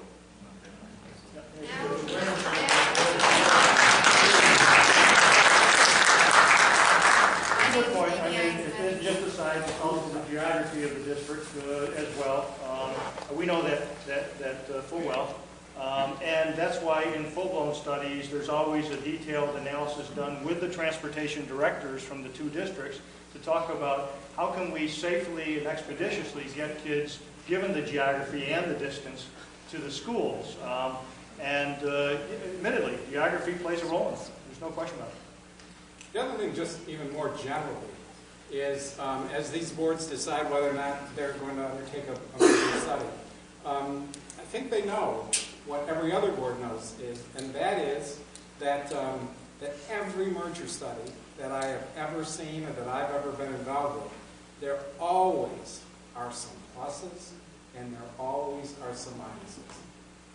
There are some strong points, there are some weak points. If the criteria is let's do a study only if there are no negatives, it'll be a short discussion because you can't, there are going to be some gains and some losses, some advantages and disadvantages, some pluses and some minuses. That will happen here, that happens in every study. So if in fact you're taking your child to JV basketball practice some night and you have to drive that person, are there going to be times when for some parents and some kids it's going to be a longer drive to take them to practice than it would be if you don't merge? Absolutely. And that's going to be one of the negatives. And there isn't a way around that for you. There may be a way around it from a transportation standpoint, you know, more buses, more routes, we calculate the increased cost of that. But there's no getting around the fact that some households are going to be farther away from a high school and some will be farther away from a middle school. It's going to happen. We can tell you that before we do the study. It's going to happen. Thank you. Keith Blackburn, also from Keshequa. And all the discussion has been focusing on consolidation of the schools.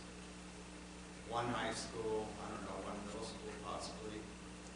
I don't understand why it hasn't come up that we couldn't consolidate Keshequa students in Nunde Danville students in one building, Dansville. You mean K-12 or? Keep the non-day kids in non-day.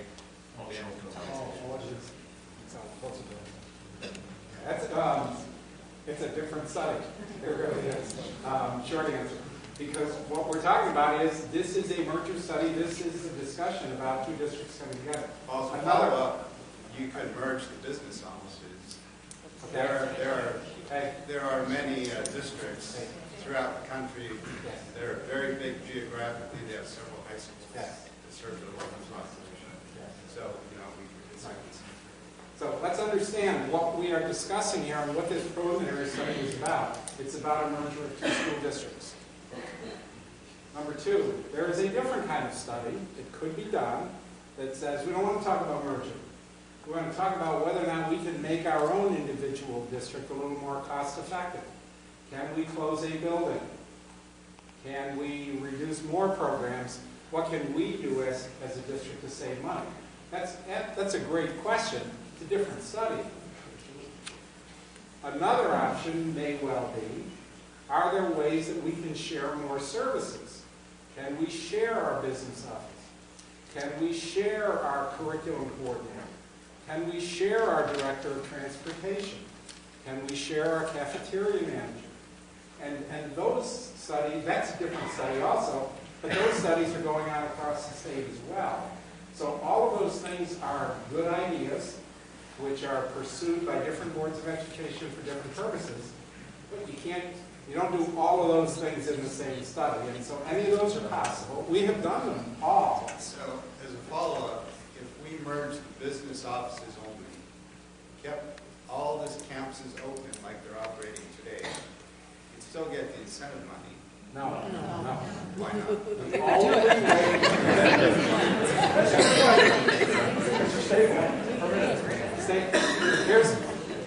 state, and by the way, I'm just the messenger of this, okay? The state fundamentally believes that education in New York State could be operated more cost effectively if we had fewer than the 700 school districts we have today. So they want fewer than 700 school districts. They think education would be more cost effective if there were, 400 school districts. That's what they will pay an incentive for you to reduce the number of school districts. And that's a lot of money. $38 million is a lot of money. The state's incentive for you to share a business manager or a business office, that's why these things called BOCES exist. The state has put this structure in place for sharing services. And if Keshequa and Dansville share a business manager through BOCES, the state will give you incentive aid to do that sharing. It's not $38 million. But that's how they aid, that's how they incent sharing. And there is a mechanism for that. It's called BOCES, but it's not the same kind of money that's in play when we're talking about school merge. The structures are there to do what you want to do, but you can't do all three things in the same study. But they're all great ideas. They're all being done somewhere in the state. Having said all that, right tonight in Albany, there's a lot of discussion going on about, what can be done maybe to get districts through additional aid, perhaps, to more seriously consider sharing than they're doing currently. So we'll see how that plays out in the next week or so. But right now, as Alan said, BOCES is the option for sharing. How about this woman way in the back, and then we'll come to you, ma'am, or gentleman, I guess. Now, this might be out of your realm, but I assume you have more insight to it than we do. And that is, if they're giving this state aid at this point for mergers, if, let's say, schools just don't merge or whatever, at some point, what's New York State's plan? I mean, you might not know the answer, but you might have some idea. At some point, are they going to just force this, or? I think right now, it's hard to say what the plan is. I mean, we've had this carrot approach for years and years and years. And because the state of New York, unlike some other states, there isn't the political will to say we're going to force districts to merge. They've done that in other states. I don't think it's going to happen in our state. I think the strategy right now by some politicians in New York is to tighten the purse strings for school districts, to make it uncomfortable for school districts so that they look at what are the options that we have to maintain a viable educational program for our kids. And oh, by the way, maybe the only option we have now is to take a look at merger. All right? There's been a proposal a couple years ago by the Board of Regents to not offer building aids to districts that the state felt should be merging but aren't choosing to do that. If you want to do a building project, yeah, go ahead and do it. We'll approve it, but we're not going to age on it.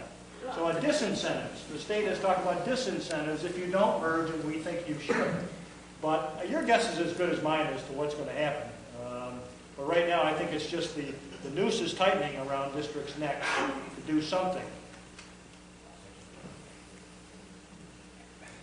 One easy example is what's happened. I mean, costs continue to go up every year. Salary costs go up. Retirement system costs go up. Health insurance costs go up. Cost to heat the buildings goes up every year.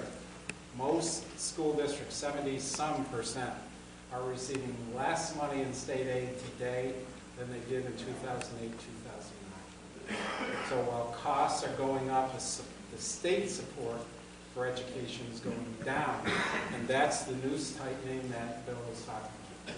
No question about it. Dana Henry, Dansville Central. Thank you for the presentation. It's been very informative. In follow-up to that last statement you just said, will we actually see the aid that year that the merger takes place, or when would that aid be due? Yeah, you'll see it the first year. It's an aid that comes in the first year of a merger. A follow-up question to that is sometimes people ask, well, how do we know that the aid will be there like the state says it will be down the road, given the state's fiscal position? I don't know. Maybe the state has a surplus now. I don't know. But at any rate, that question always comes up. And the only way we can really answer it is to say that the state has never reneged. And the first time they do, is the example Alan likes to use, is that the first time they do, they'd never get another district to ever consider possibly merging with a neighbor. So it would be highly unlikely, I would believe, that the state would ever renege on its obligation to pay that incentive aid, but it does come in starting the first year. Laura Romsville, I'm a parent of a Dansville sixth grader, and this whole thing has been about money. It's not about money with my sixth grader. It's emotional. I don't want to run a bus for an hour to catch a bus every day.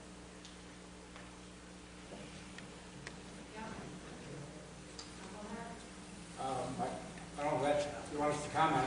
We understand. We agree. Transportation is clearly an issue that would be explored in the study. And for some people, as that gets fleshed out, for some people it turns out to be okay, and for other people it's not going to be okay. And the pluses and minuses. Let me just piggyback on that. There are pluses and minuses, as Alan already said, and each one of you are going to weigh those pluses and minuses a little bit differently. And for example, if I'm a senior citizen, which I am, on a fixed income, all right, I may weigh heavily the fact that my taxes are going to be stabilized or go down, more so than what the additional courses are that might be offered at the high school, or how long my son or daughter, if I'm a primary school parent, is going to be on the bus to school. On the other hand, if I'm a parent of a kindergartner, I'm willing to pay the extra bucks to, as long as my kid doesn't have to be on the bus longer than they are now currently. So those pluses and minuses are weighed differently by different people depending on your own individual situation.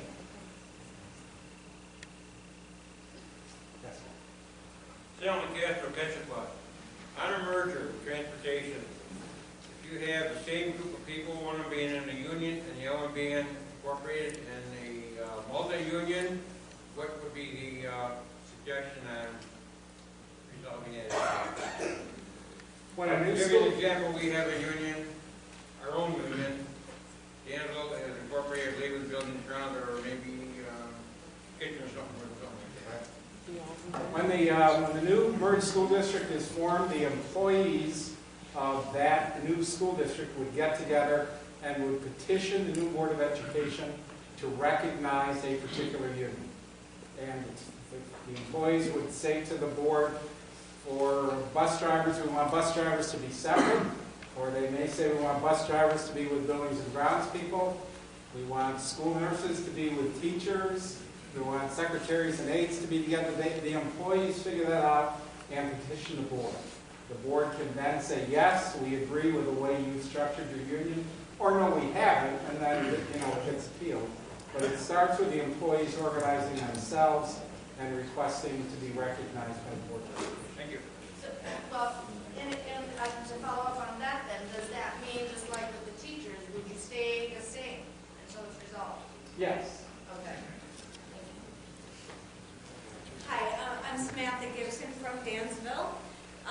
My question is if you live, like I live on the north side of Dansville, and if my kids want to go to a school that was closer to me, I mean, are the lines going to be drawn the same way? Both districts are just going to be geographically merged, and that's that?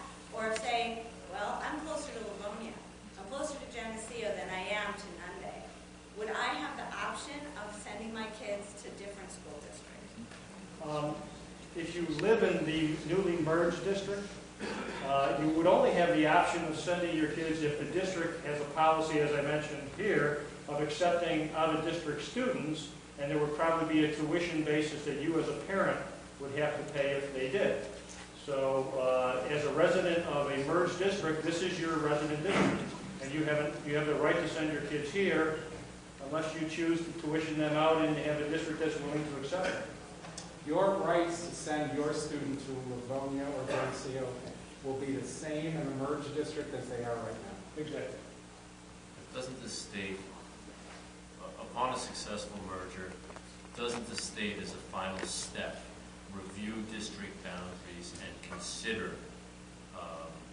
the outskirts or the outlying properties and consider how they might be better positioned in a neighboring district? They do not. The question that Dr. Aliotto asked is, under a merger, for those of you in the back, does the state, when it draws the new boundaries, take into consideration part of the district that might be closer to a neighboring district that it would go to? And the answer is no, it doesn't. Legally, the Commissioner of Education has to draw the boundaries of the district, but they're always contiguous with the two, in this case, two previous districts. Now, having said that, it is possible for school districts to transfer property. That's a whole different issue. All right. Now, boards of education, and rightly so, don't like to do that because if you transfer property from our district to a neighboring district, we lose those tax dollars. So why would we do that? I mean, there are instances where that does happen, but it's rare, quite frankly. Let me say it a different way. If the merger were to occur, there's no part of the merger that will say, now that these two districts have merged, the southern part of Keshequa and Dansville, those houses, we're going to transfer them to Canaseraga. And the northwest corner, we're going to transfer those properties to, help me, Letchworth? No. The new district is the sum of the two existing districts. Yes, ma'am. I'm got a question more for the Board of Education. I think that you guys, I don't go to board meetings, I would like to know why Keshequa? Why not Mount Morris? Why not Canaseraga? Something closer than We asked that one day.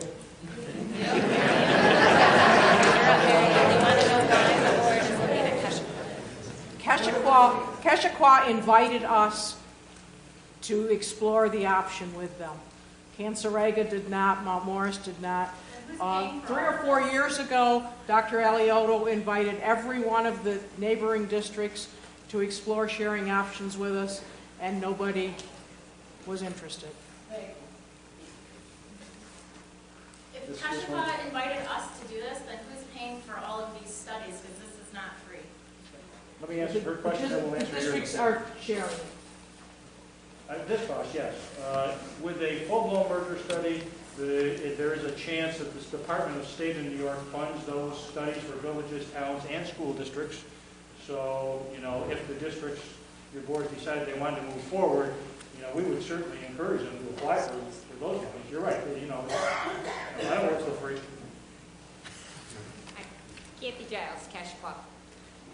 With the vote of the merger, how would it be handled if one district voted for it and one district voted against it? It's a done deal. Both have to vote. It has to pass in both districts. It doesn't take the total number of... No.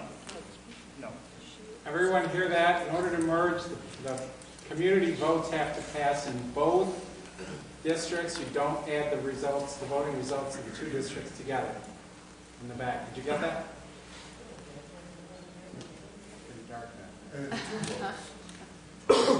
Actually, there are 3 votes. If you end up doing a merger study and the study is finished and reported to the 2 boards, after the study is finished, each Board of Education votes on whether or not they even want to put the question of merger out to a community vote. So if one board says, great study, but we don't want to vote on it, it's over. So the first vote is both boards have to say we want our communities to vote on this. The next vote is an advisory vote in each community. Dansville votes, Keshua votes.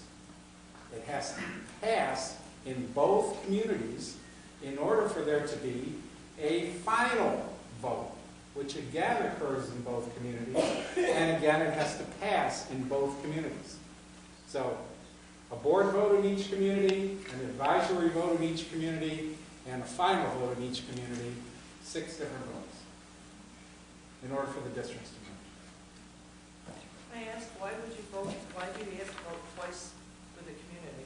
Well, the first vote is, as Alan says, it's an advisory vote, sometimes referred to as a straw vote. The question was, why do you have to vote twice in the community? The first vote, the advisory vote, it's advisory to the Commissioner of Education. In other words, it's if it passes in both districts, it says to the Commissioner of Education, the folks in Danville and Keshua are really serious about this because they've voted in both districts and said, yes, we advise the State Education Department, we're serious, and we want to take it to a formal vote. So the first one is just simply to send that message to the state that, we're serious here about this issue. The second one, which is known as a statutory referendum, is binding. And, and I should say that once you vote to merge in any district in the state of New York, you cannot demerge. All right? So it's a final merger vote. And so that's why there's these steps, I think, because it's such a serious thing for local communities. So you can say no right up to that final vote. Correct. Yes. Amy Pryor, Dansville. I have 2 small children, 4th and pre-K. You've talked a lot about dollars and cents, which is great, but I'm concerned about them and their education. My daughter's going to spend the next 13 years in Dansville. And you've talked about the high school.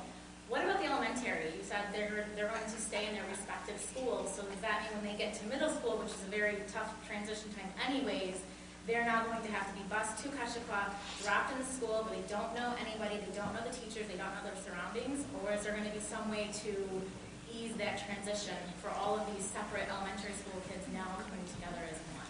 How do you make them feel as one cohesive group? I mean, every district that I've ever worked with and worked in myself that has multiple elementaries that feed a single middle school have a transition program and plan in place.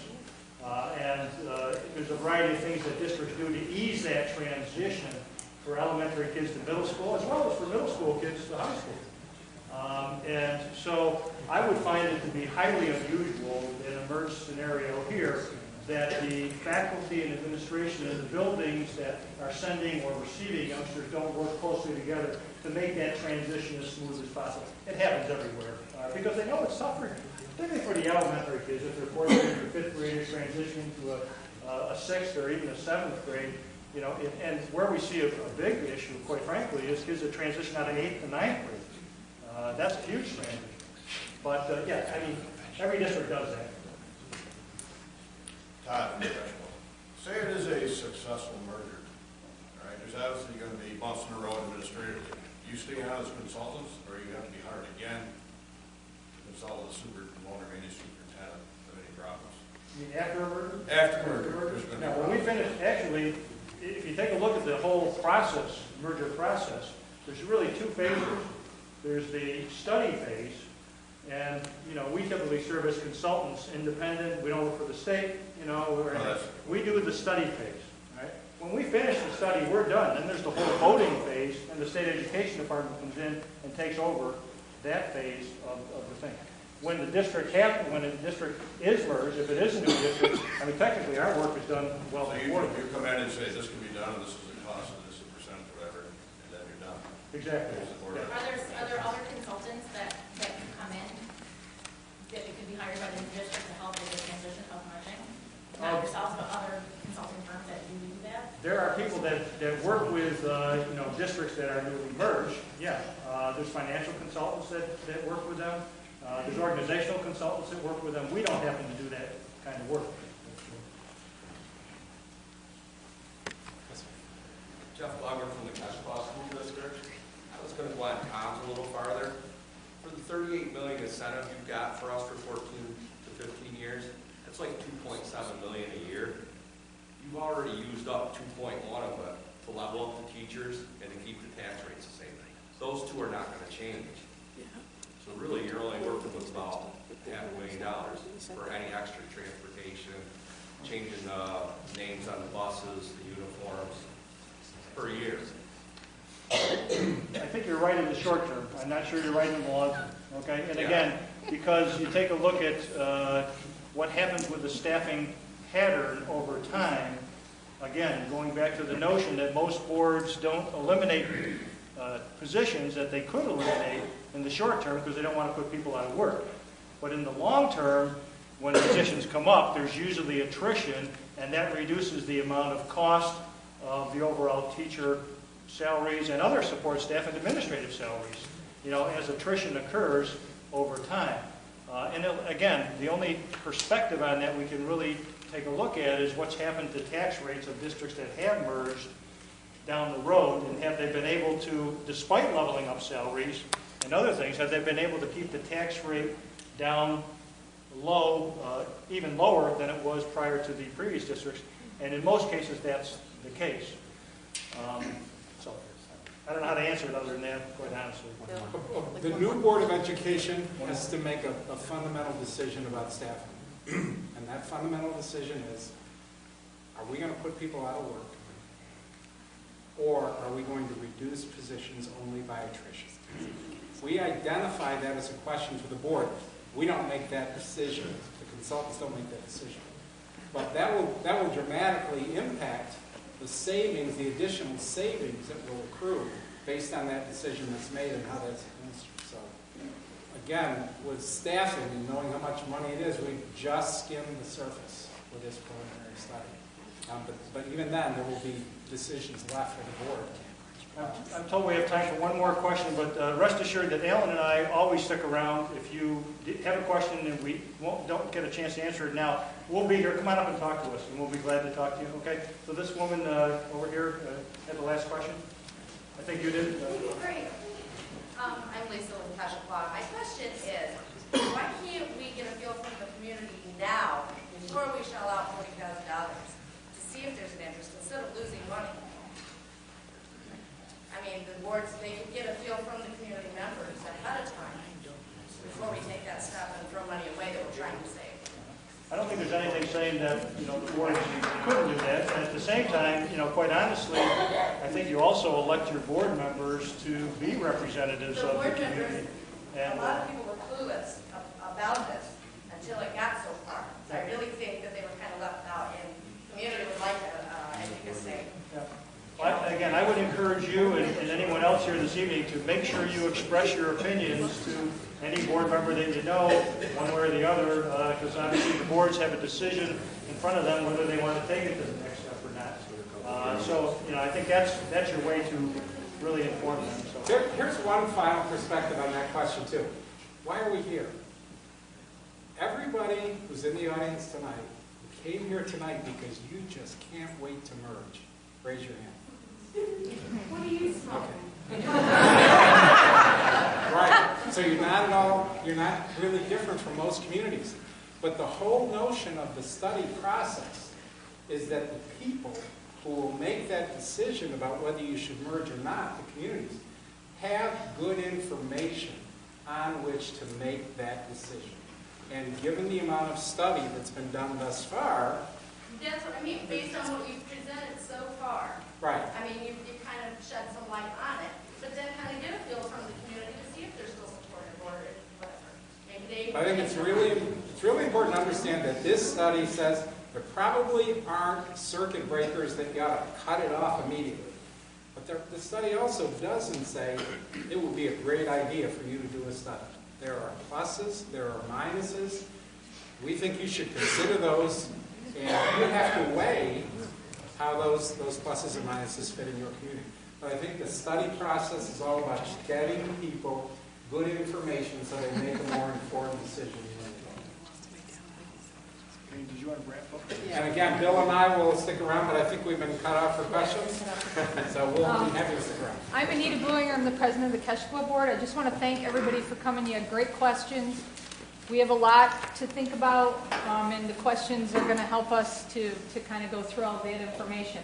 Just a couple quick points. The PowerPoints, and I believe the tape will be put on the websites at some point in the next... full study, I believe. And right, in the full study, sometime in the next week or so. So that'll be accessible to everybody. You can tell the people who didn't come to the meeting tonight that that'll be on there. A couple points too, based on the shared services and the BOCES. Both districts take advantage of the BOCES in different aspects, okay? So we are looking into that, and also we have both had discussions about shared services. So we aren't ignoring those options at all. It's just how much money we can actually save by doing those. So we have started those processes. Feel free to come to the board meetings. They're always open. You know, you guys can come. Jeff has been at every one since we started talking about the merger, so he is aware that we've been talking about it. Both boards have been discussing it. So thanks to everybody. You'll know when the decisions are coming. We have budgets to fix first, so it's not going to be at the next meeting, I can tell you that. Okay? Thanks a lot.